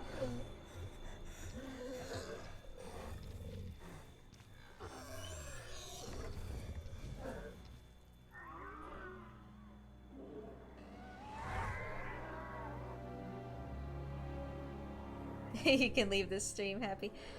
We are gonna play all the cutscenes as we would normally. Not only for people who haven't seen them before, but...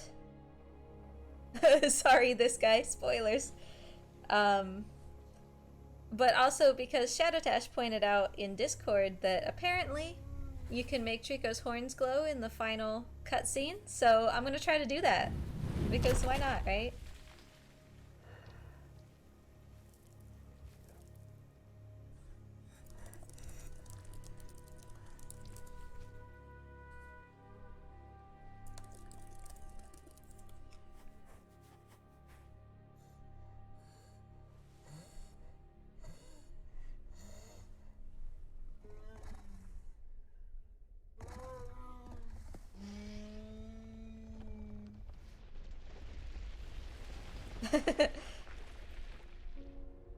Sorry, this guy.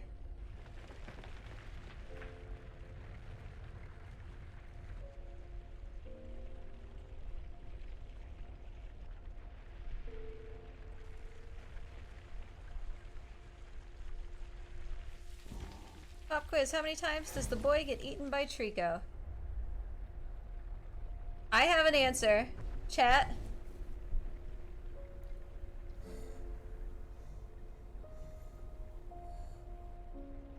How many times does the boy get eaten by Trico?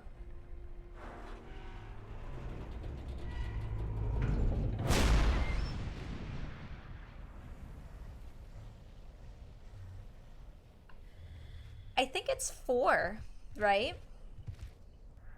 Because once to get you here, to start the game, 2 cages, and then now, right?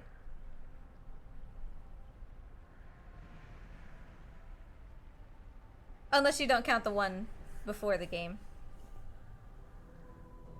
Although technically in-game it does show you him barfing you up from that, so...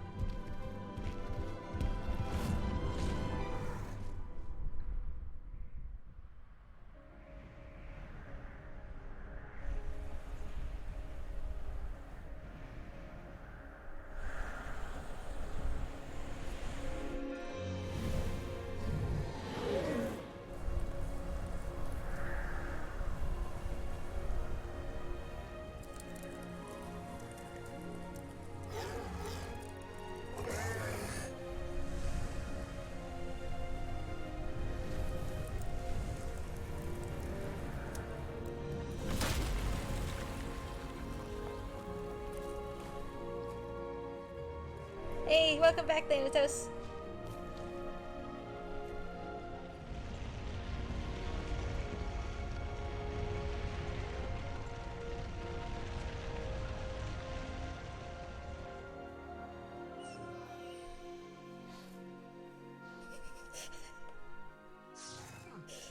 Draco, please screenshot the chat that you just sent and turn it into a throw pillow. I like that the head bonked Trico balks you at the end.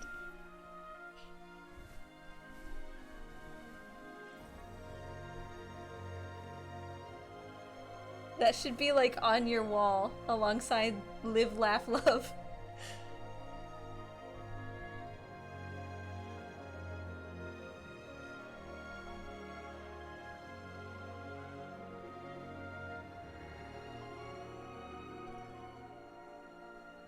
Boy, I haven't had Burger King in a long time.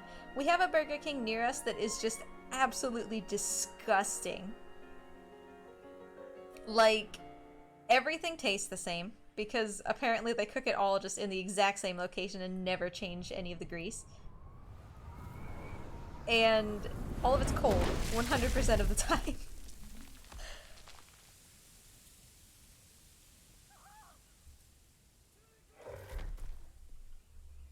So I can't say the last time that I've actually had Burger King like the way it's supposed to be.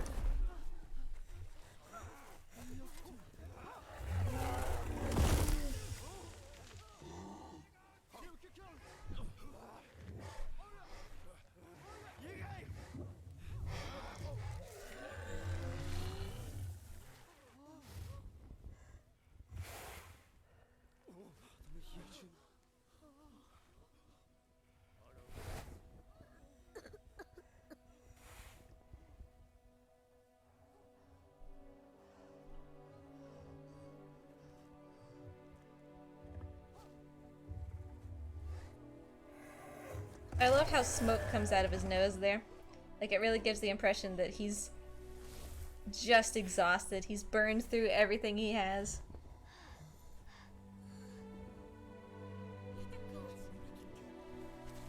Oh, Taco Bell, man.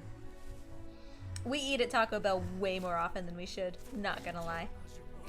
And I always get the same thing. Okay, so they're getting rid of their loaded potato grillers, which makes me really sad, because that's one of the things that I always get. But I always get a loaded potato griller, a beefy 5-layer burrito with no beans and extra cheese, and a cheesy gordita crunch.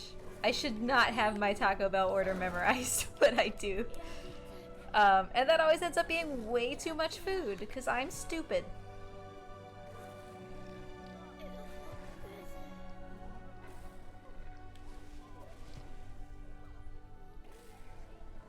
The favorite fast food place is the one closest to me. That's fair.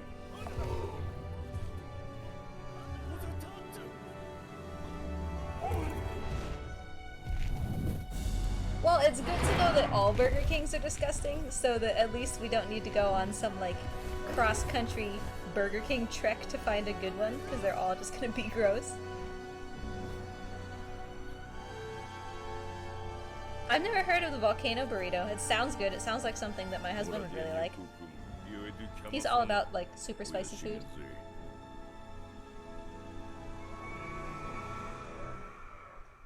Have any of you had the new, maybe you don't have them near you, but our Taco Bell has a grilled cheese burrito. It's actually, like, really good. I was surprised. I thought it would literally just be a burrito with cheese on top, but it actually does have a different flavor.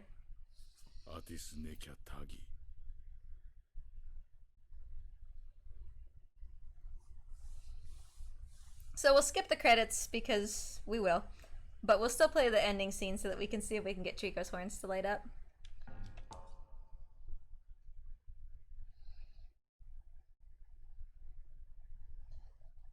And in the meantime, if anybody in chat has anybody that they want to raid, let me know, because I'm looking for, you know, a raid target after the stream here. Otherwise, I basically just have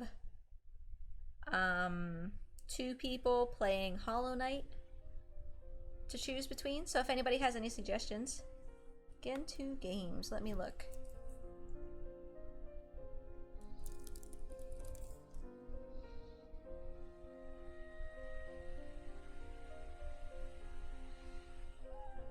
Is that Dark Souls that I see?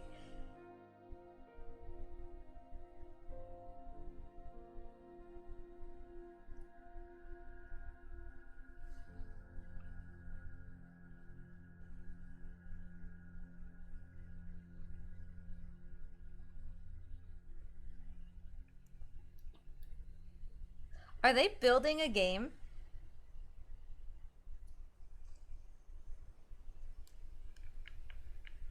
Oh, that's cool. Okay.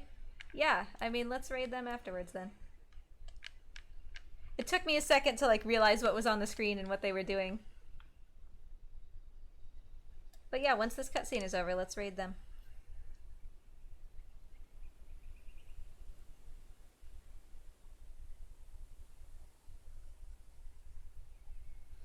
So Shadow Test, when do I hit the circle button? Is it just like once we're in, you know, like the original room that we start the game in? I don't think anything would skip this cutscene besides start button, but I want to be sure I don't mess it up. Because like I said, I've never done this before. I didn't know that this was possible. Once you're in the cave, got it.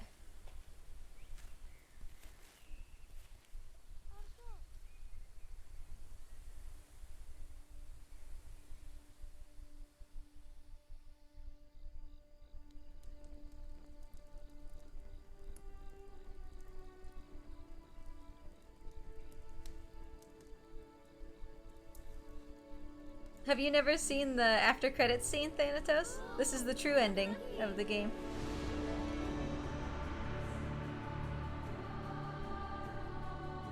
Oh, sure. Shadow Tash told me in Discord that you can make Trico's horns light up if you hit the circle button, so that's what we're trying to do.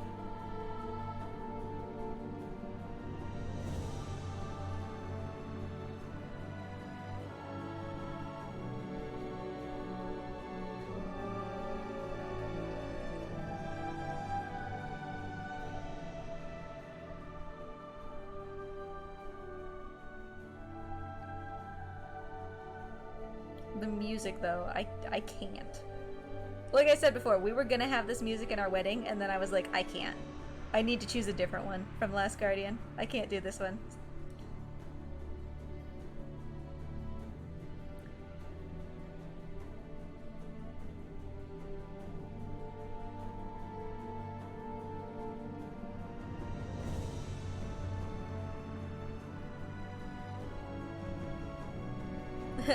Hi, this guy.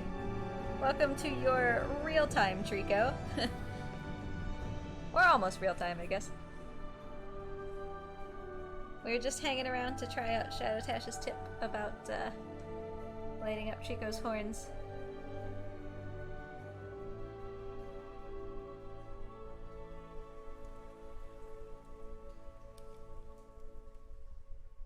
Yeah, Draco, there's a book. Shadow Tash could tell you more about it, but a book that goes along with the game that has a lot more like extra information. Yeah, look at that! His horns are lit up. Yeah, look at that! It works! I didn't know you could do that.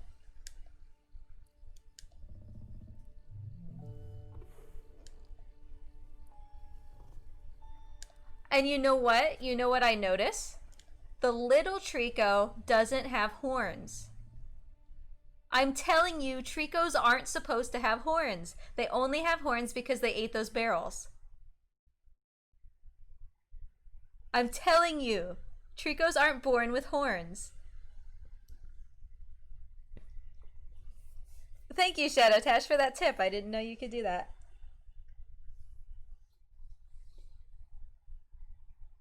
Maybe it's a puberty thing. I suppose that could also be true, to be fair. But thanks everybody for joining. I really appreciate it. I did not expect to PB today. I was totally goofing off.